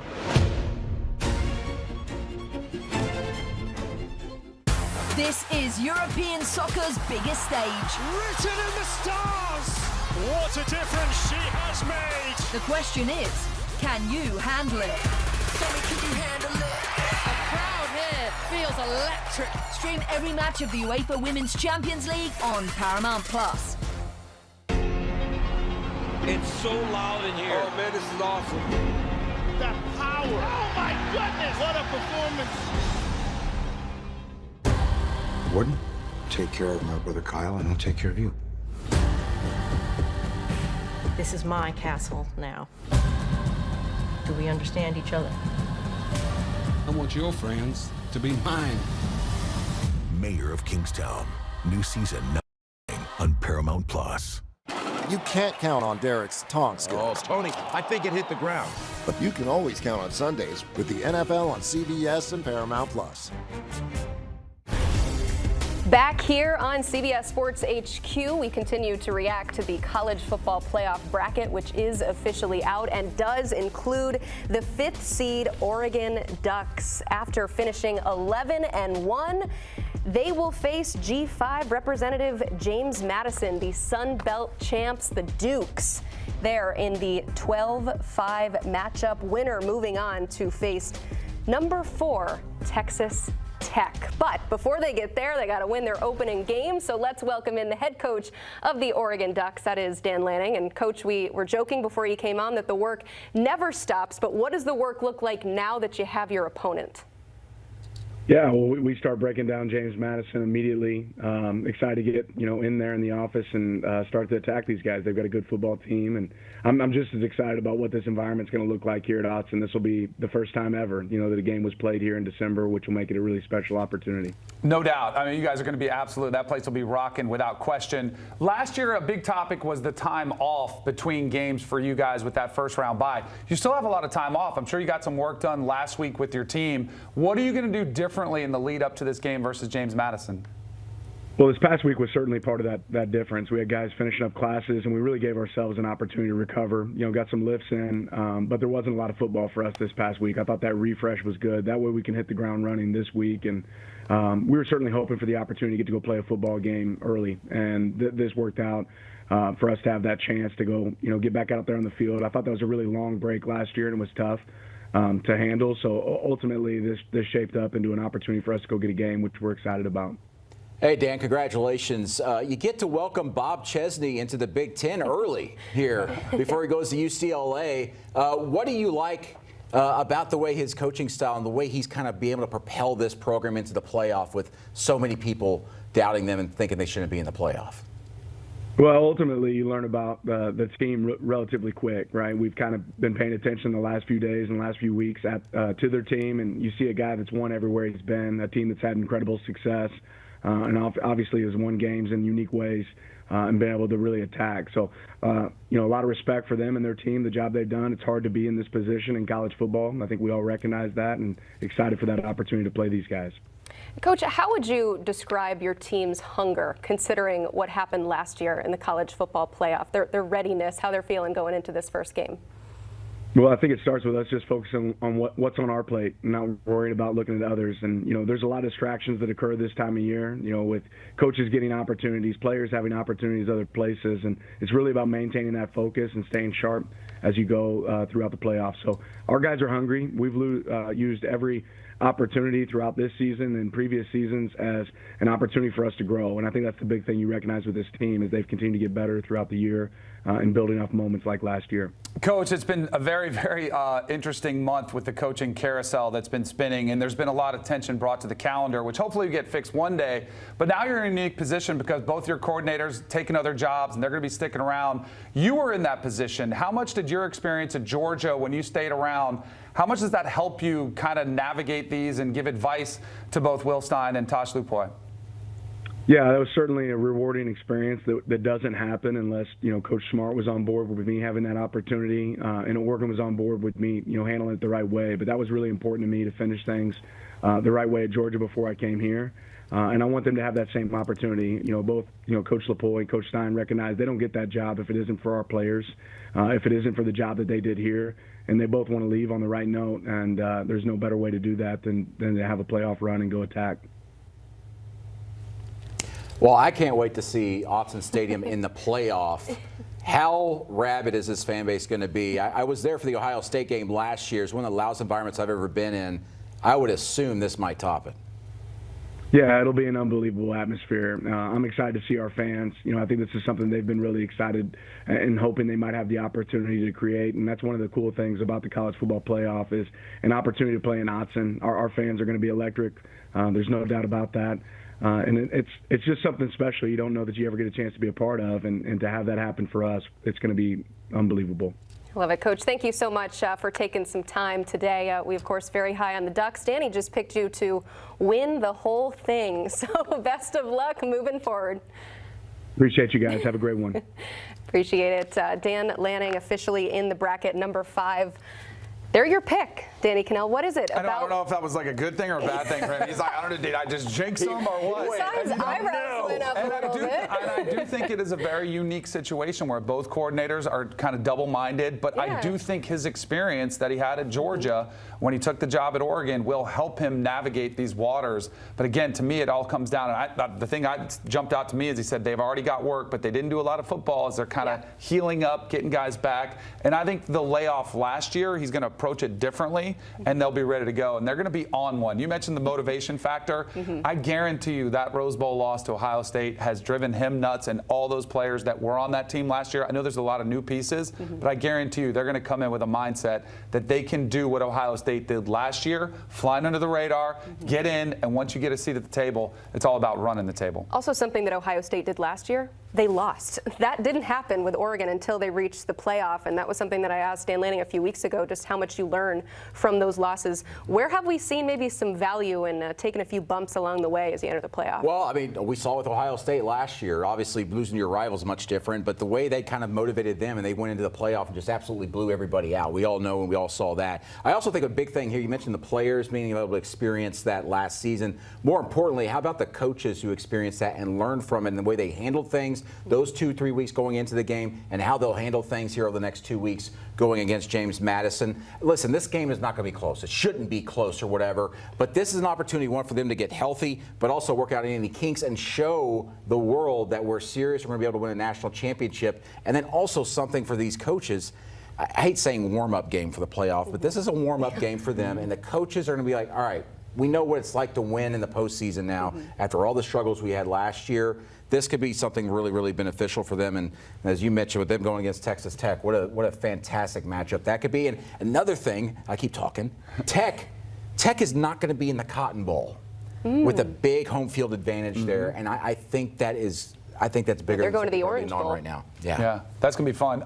Also, it is about peaking at the right time. And we got to remember, Dante Moore is a young quarterback. You know, I know he's played at UCLA his true freshman year, but then he sat out, and he's gotten progressively better. And you think at what happened after the Indiana game. Like, they had some tests. They had to go to Iowa in nasty conditions. They had to drive down the field to win the game. They've had to win different ways this year. Yes. It's been big for them. And the win at Washington was a big win for them, and they dominated that game. So I do think there is something to them peaking at the right time. Real quick, yes or no answer. Have we seen the best version of the Oregon Ducks this season? I think we're still going to see it. Which is exactly what you want to have happen as you enter into the college football playoff. You know what we want to have happen on this show? I want a fun guest. How about Chip Patterson? He's going to help us break down each of these first round matchups because it's official. The college football playoff bracket is out. Games are on the schedule. So let's talk about it.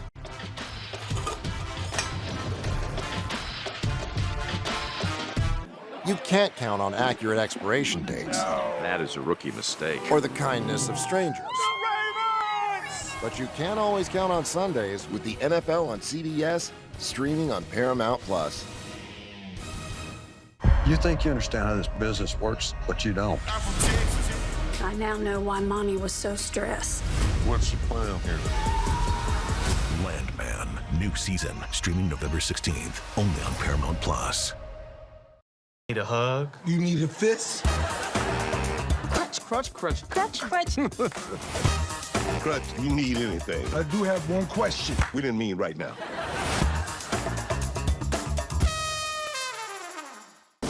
You talk to people, they don't see the badge. I talk to people, that's all they see. I got worried you coming up here without an escort. I can handle myself. I'm going to spend the rest of my career protecting my father's mission. We don't quit. Thank you. That's what my dad would do.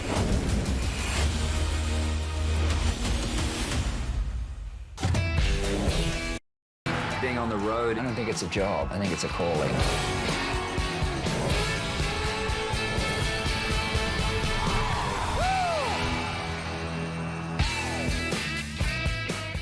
In the Champions League, every picture tells a story, and every great story would you believe this? needs an audience. It's a really special moment. The UEFA Champions League, every goal, every game, live on Paramount Plus. Someone at this law firm knew they were epidemic. You come forward now, you're just a crazy old lady with no evidence. You didn't see this coming, did you now?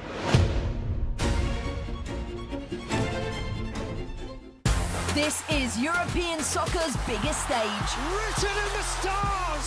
What a difference she has made. The question is, can you handle it? Can you handle it?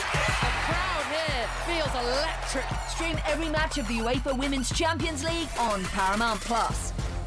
It's so loud in here. Oh man, this is awesome. The power. Oh my goodness, what a performance.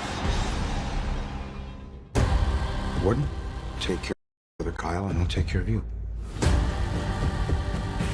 This is my castle now. Do we understand each other? I want your friends to be mine. Mayor of Kingstown. New season now streaming on Paramount Plus. You can't count on Derek's tong skills. Oh, Tony, I think it hit the ground. But you can always count on Sundays with the NFL on CBS and Paramount Plus. 5-star guys are the best of the best, and when you get to college, it's like you gotta live up to it. There's only 32 of them in the country. In the high school, you're just playing for your county or city. But when you're playing college football, you're playing in stadiums where it's holding 100,000 people. The jump in responsibility from high school to college, it's huge. All eyes on you all the time. You got recruited by a big school, you got something. That 5-star stuff don't mean nothing in college. Welcome into CBS Sports HQ. The college football playoff bracket is officially out. No more question marks. We know Alabama is in, Miami is in, Notre Dame is out. Also 2 G5 teams and Indiana, the #1 seed. I can't stress that enough. What world are we living in? How about them Hoosiers? Taking a look now at the CFP first round slate. Our first game will come to us Friday night, and that is #9 Alabama at #8 Oklahoma. And you might be asking yourself, haven't we seen this game before? We have. But this one will be played in Norman, with the first one being in Tuscaloosa, Oklahoma winning that one. We've got Danny Cannell, Mackenzie Brooks, Brandon Marcello. I'm Emily Proud, and Chip Patterson joining the program to talk about some of these first round games and making a pick. Chip, how do you see round 2 between Bama and Oklahoma going?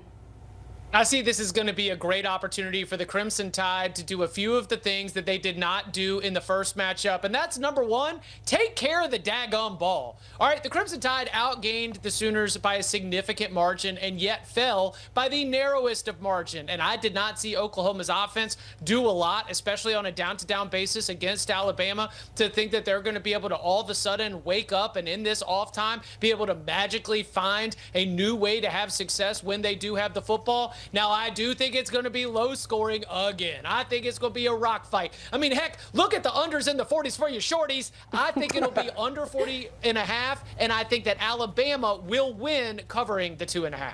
Danny, already early adopter of that under, the number being 40.5 right now early on, but Alabama is a 1.5-point favorite. How does Sportsline see it? Yeah, I mean, we have them literally, it's a 50-50. Like, the percent chance Alabama wins is 50.2. But it is interesting to see, like, I'm seeing now 2.5 even for Alabama now, so it seems like money is coming in on that side, which I think I do agree with, because we've always talked about, like, is this Oklahoma offense, are they going to score enough points in the college football playoff? And honestly, no. I don't think so. No, from the voice of reason here. But I also think this is to me where Alabama's drop-off started, was against this Oklahoma defense, and it really has sent them into a tailspin. And specifically Ty Simpson, even in their game, the wedge game, Eastern Illinois, he had 0 touchdowns, 2 interceptions. Like, he has there's a crisis of confidence with Ty Simpson. If he gets it back, and he was the quarterback that only had 1 interception through 8 games, then yeah, I think they could win this game. And I do think it's interesting, and I'm sure Brent Venables will bring this up. Do you remember after that game when Kalen DeBoer was at the podium, he was kind of like, he's like, we're probably the better team. He's like, we doubled them up in yardage. And he was very positive after a loss. Now he's got a chance to go avenge that loss, and I do not think it's going to be needs attached. You talk about ruckus atmospheres. Norman is going to be absolutely insane. You have that question of turnover luck versus this is just what makes this defense really good. How much stock do you put in each of those buckets between, well, this is what OU's defense does versus Alabama's not going to do that again, right? I do think that was a little bit of a weird game as far as the turnovers for Alabama.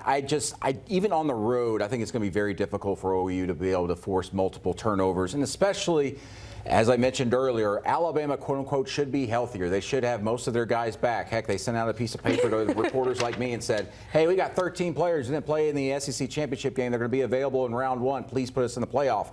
Well, you're in the playoff now. You're healthy. You should have all your guys ready to go. And again, protect the football. You protect the football, Alabama. I think they should win on the road in this environment. I've seen OU in person 3 times now. Have not been too impressed other than the Michigan game earlier in the season when Mateer just kind of lifted that team on his back, carried them literally, was running the ball, throwing the ball. But now that he's not really dangerous as a passer, everybody's teed off on him. And I think Alabama's going to go in there and pull off the win.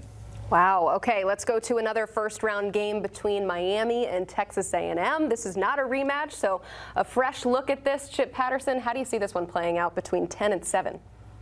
We talk a lot about Carson Beck and his interception issues, but what about Marcel Reed, who has 10 interceptions on the season, including 9 of them in games against 8 SEC opponents? So if Marcel Reed is going to be a quarterback who's under pressure, well, hello, Ruben Bain, Akeem Mesidor, the rest of this Miami defensive front.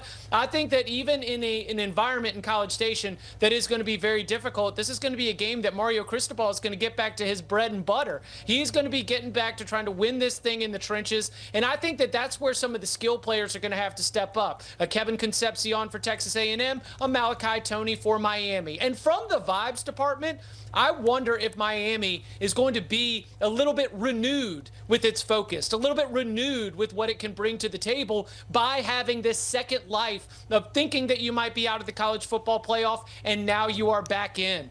They're looking at what, 3.5 as the spread right here? I would love those points because you know what, y'all? I think Miami goes in to College Station and comes out with a win to advance to the quarterfinals. So if I think Miami can win the football game, you're darn right I'm going to take all those 3.5 points. Real quick, how many points are Vibes worth? Vibes are, we code the vibes. It's a good swing. It's a pretty good swing. It's a pretty good swing. All right, we've got some more first-round games we want to talk about. How about Tulane and Ole Miss, another rematch here? Danny, do you anticipate this one going any differently than round 1? I think the only thing that's different is that Ole Miss, maybe they want to cruise a little bit and stay healthy for the next round of the playoffs, so they take the foot off the gas. But I do not think Tulane is going to be very competitive in this game. Once we get those first quarter, first half spreads, that's where you're going to want to be looking for most of these round 1 games who have really big spreads. How do you see it? I see John Summerall freaking out on the sideline a lot, which is going to be must-see TV. That's always what I watch the Tulane games for. But no, I think here, listen, you're going to get a first taste if you're a Florida fan to really see what they look like in a big game type atmosphere. Things would have been learned from the first time they went to Oxford, but no, this is going to be a double-digit loss for Tulane. Juwan Lacey, healthy dose of him running football.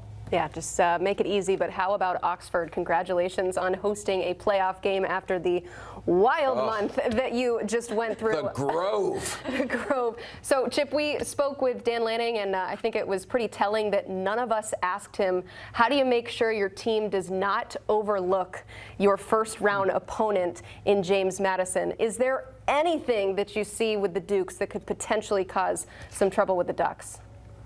No, I think this is going to look pretty similar to what Oregon did to Liberty in the Fiesta Bowl a little while ago, where they took them very seriously and blew them out of the water early.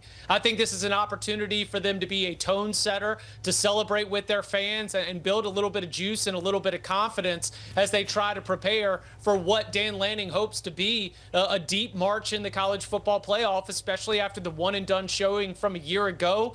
This is a James Madison team that will not be able to block Oregon up front in in my opinion. That's going to make offense very, very difficult to come by. And so this is the one where, like, I do think that John Summerall and Tulane can take Ole Miss and at least make it a little dicey or uncomfortable. I do not think that James Madison is going to be able to go all the way out to Autzen Stadium and do anything other than get there, enjoy the scenery, hopefully it's not too cold and wet, and then be able to have all the free CFP swag and the little pins and the programs that you get on the way out. I think the Ducks can win this thing by 40. I want to say something real quick about James Madison. I too think they're going to get blown out, but James Madison's defense, what they do is they keep everybody in front of them. They go into this game ranked 6th nationally in allowing explosive plays. The top 5 rushing defense, top 10 scoring defense. And I think this is where the lines of scrimmage, that's why I think you'll see Noah Whittington. I think you'll see a healthy dose of the run game. And you just methodically will be able to drive the ball down the field as long as you don't make big mistakes. That's the way you would keep this team in the game. Let's just be bigger, stronger, faster than them. 21.5 is the spread in this one. What are the numbers telling you there? Numbers are saying lay it. So we have Oregon with an 88% chance to win this game. Anything you're seeing 80 plus is going to be 17 to 20 points of victory. So when you're seeing an 88, I'd feel pretty confident there. But you guys mentioned it. You know, that's a big spread if you're going to be playing on the ground. And if that's going to be the game plan versus JMU's defense, that might be a tough situation to be in. But again, it's these first quarter, first half spreads for me. Once those come out, it's the team totals. Because that fourth quarter, if you have guys resting, you just never want to lay a number that big. What's the weather going to be like? True. Yeah. Is it wet season? Right. I think it always is. It's the Pacific Northwest. Yes is the answer. Chip, we're all wondering if Ohio State can go back-to-back, but can we have a back-to-back champion coming from this first round? What do you think? A back-to-back champion coming from the first round. Do you think a team playing in this first round will win the national championship? No, I think that this will be Oregon. I think I've got them getting all the way to the semifinals before ending up falling short. Something that I am going to attribute to the Will Stein, the Tosh Lupoy distraction. I mean, that'll be January 8th or 9th. You're telling me those guys aren't worried about off-season conditioning and trying to put together their spring practice plan?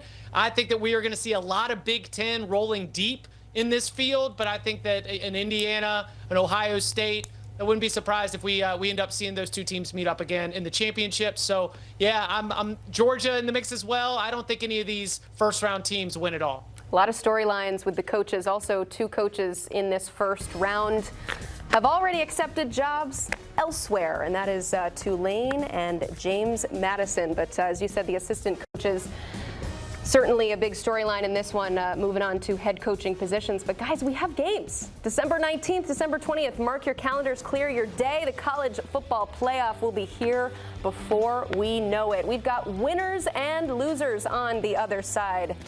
Stick with us here on HQ. Can't say losers when... You can't count on accurate expiration dates. That is a rookie mistake. Or the kindness of strangers. But you can always count on Sundays with the NFL on CBS, streaming on Paramount+. You think you understand how this business works, but you don't. I now know why Monty was so stressed. What's the plan here? Landman, new season, streaming November 16th, only on Paramount+. You need a hug? You need a fist? Crutch. Crutch, you need anything. I do have one question. We didn't mean right now.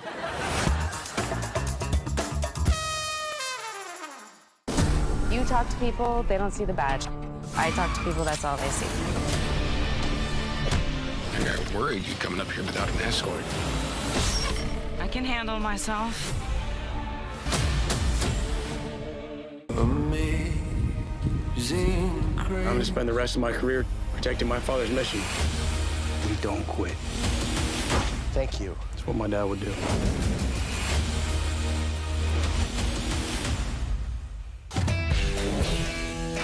Being on the road, I don't think it's a job. I think it's a calling.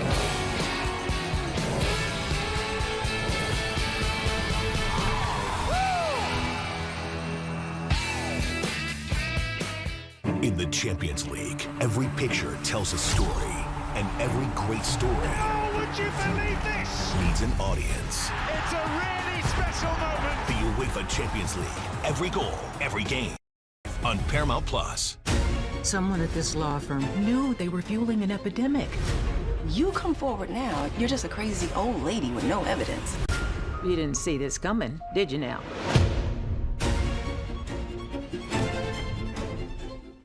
This is European soccer's biggest stage. Written in the stars! What a difference she has made! The question is, can you handle it? A crowd here feels electric. Stream every match of the UEFA Women's Champions League on Paramount Plus. It's so loud in here. Oh man, this is awesome. The power. Oh my goodness, what a performance.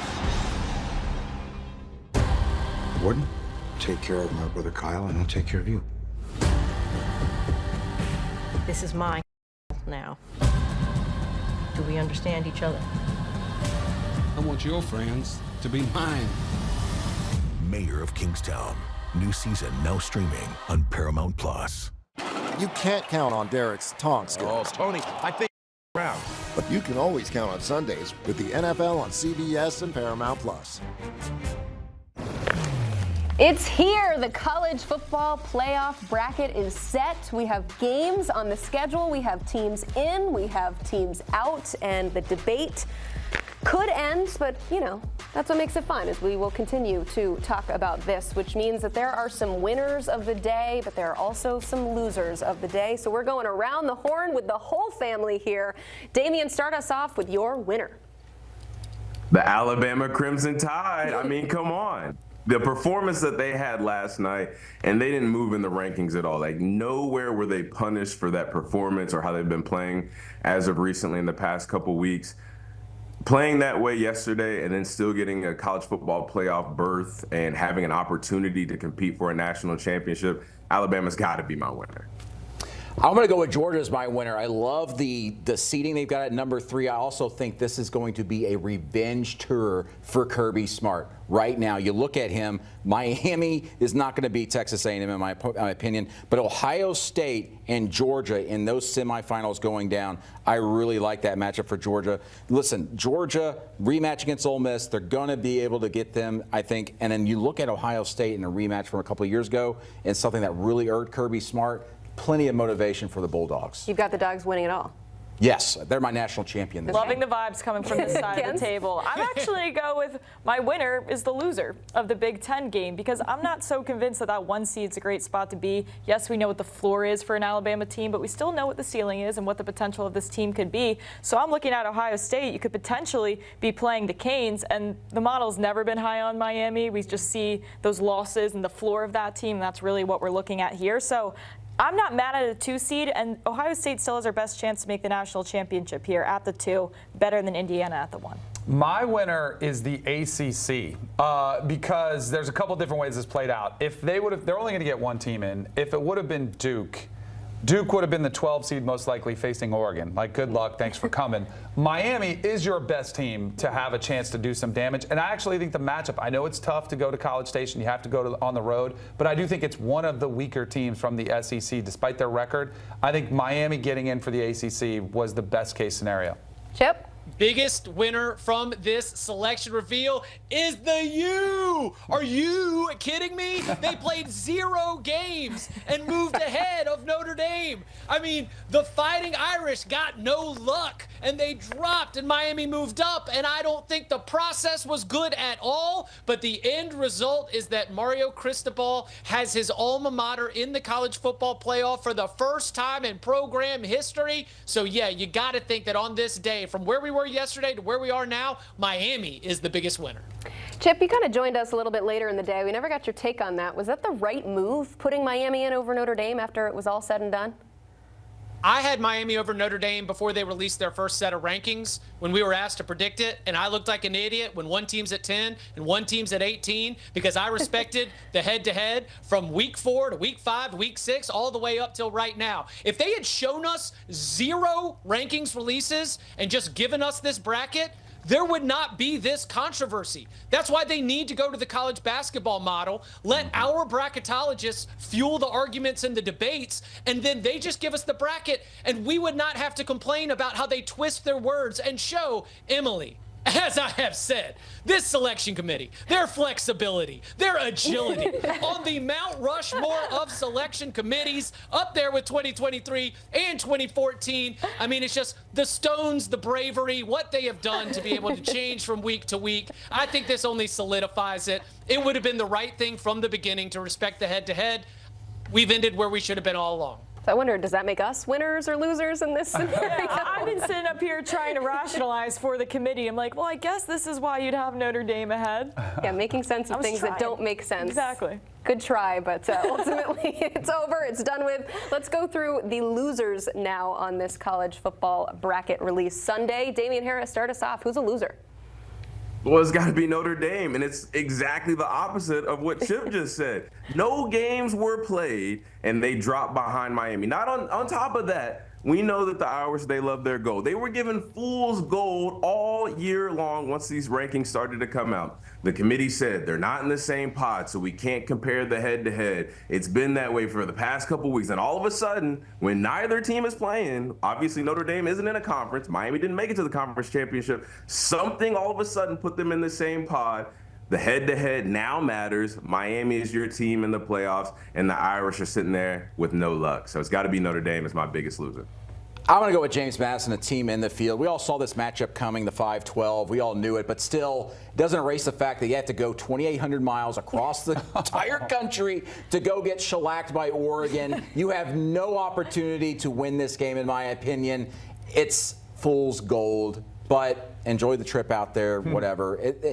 If there's one game not to watch this in this playoff, it's going to be that one. I'm getting a little cute here. I'm going to say my loser is Indiana and the way that they're not our highest % chance to make the playoff. Like, in my opinion, we saw this last year without the reseeding, you were not rewarded for being the best team in the country. Like, that 8-9 matchup that came in to town, that was tough. I think as we continue to revise our committee and all of those things, maybe the 1 seed should just be able to pick their path. Maybe you don't want the 1. If I had to pick, I'd want that 3. So maybe there's some revisions to be made there.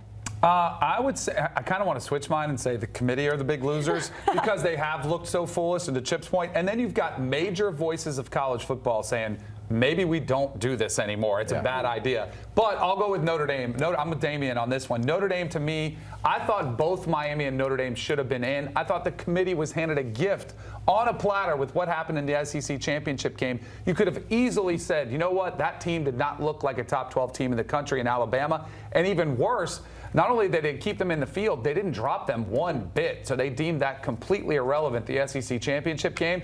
And Notre Dame is the odd man out. I think they got hosed. I think that the Texas Tech Red Raiders are the biggest loser out of this. I think they got screwed every which way. They were 12-1 Big 12 champions this season. That one loss came with the impact of an injury to Baron Morton in a close loss against Arizona State. Then you start to look at the fact that a 12-1 team with an injury to your quarterback end up getting slotted in the 4 seed with Oregon potentially playing your way in.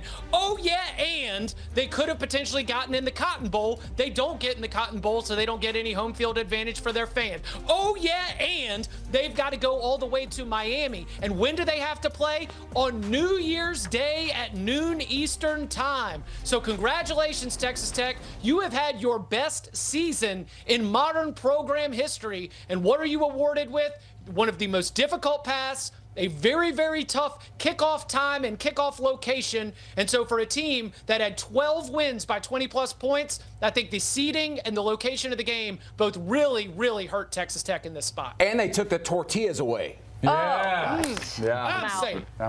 Maybe they can bring him back for the postseason? No, I'd sneak him in. Right? Sneak him in. Absolutely worth it. Chip Patterson, we appreciate your take.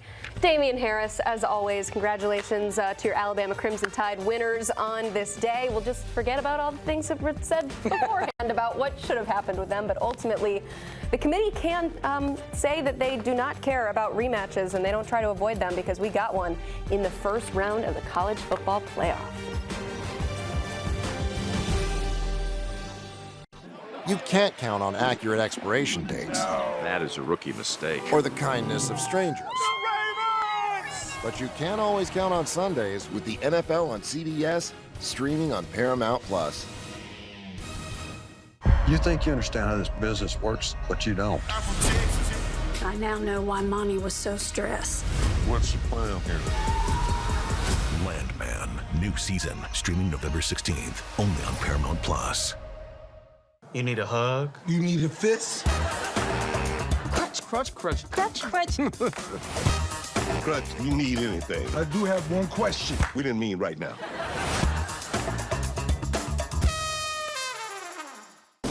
You talk to people, they don't see the badge.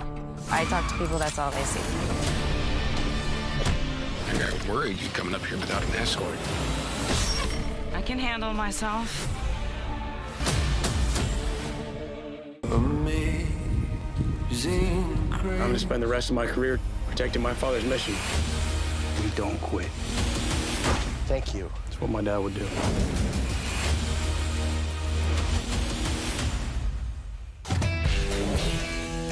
Being on the road, I don't think it's a job. I think it's a calling.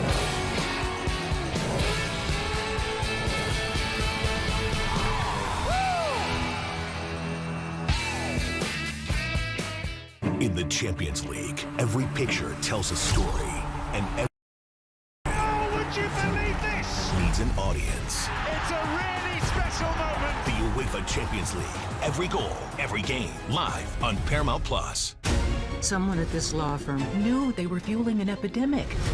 You come forward now, you're just a crazy old lady with no evidence. You didn't see this coming, did you now?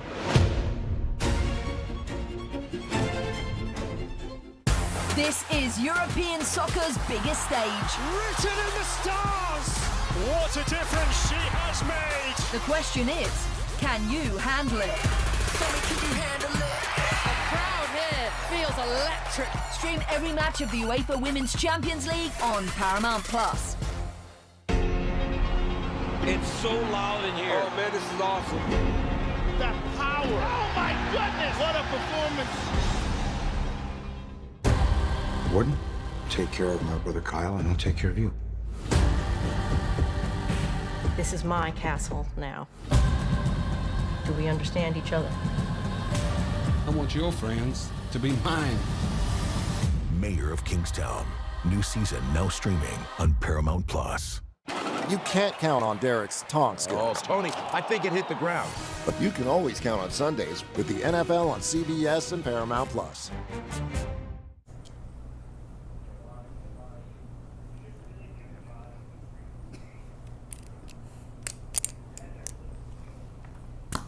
All right, welcome to a fresh new hour of HQ. I'm Katie Mox, presented by Acura. Precision crafted performance, week 14 off and running in this glorious Sunday, if you will. Let's get you updated on what's happening in the NFL right now. And unfortunately, we have some breaking news.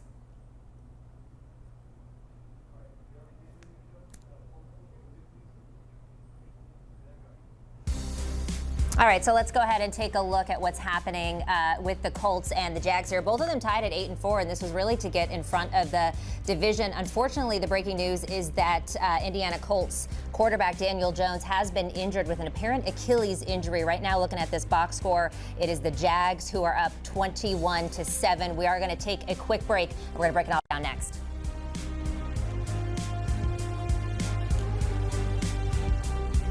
You can't count on accurate expiration dates. No. That is a rookie mistake. Or the kindness of strangers. But you can always count on Sundays with the NFL on CBS, streaming on Paramount Plus. You think you understand how this business works, but you don't. I now know why Monty was so stressed. What's the plan here? Landman, new season, streaming November 16th, only on Paramount Plus. You need a hug? You need a fist? Crutch, crutch, crutch. Crutch, crutch. Crutch, you need anything. I do have one question. We didn't mean right now.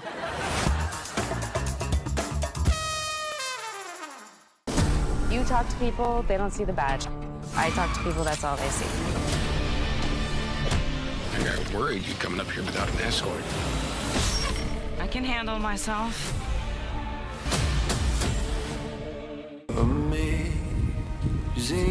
I'm gonna spend the rest of my career protecting my father's mission. We don't quit. Thank you. That's what my dad would do.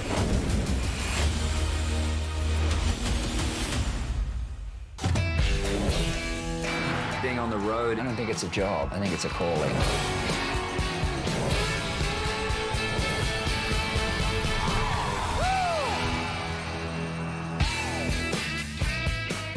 In the Champions League, every picture tells a story, and every great story Would you believe this? needs an audience. It's a really special moment. The UEFA Champions League, every goal, every game, live on Paramount Plus. Someone at this law firm knew they were fueling an epidemic. You come forward now, you're just a crazy old lady with no evidence. You didn't see this coming, did you now?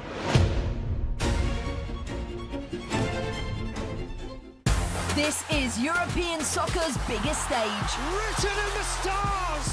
What a difference she has made. The question is, can you handle it? Can you handle it?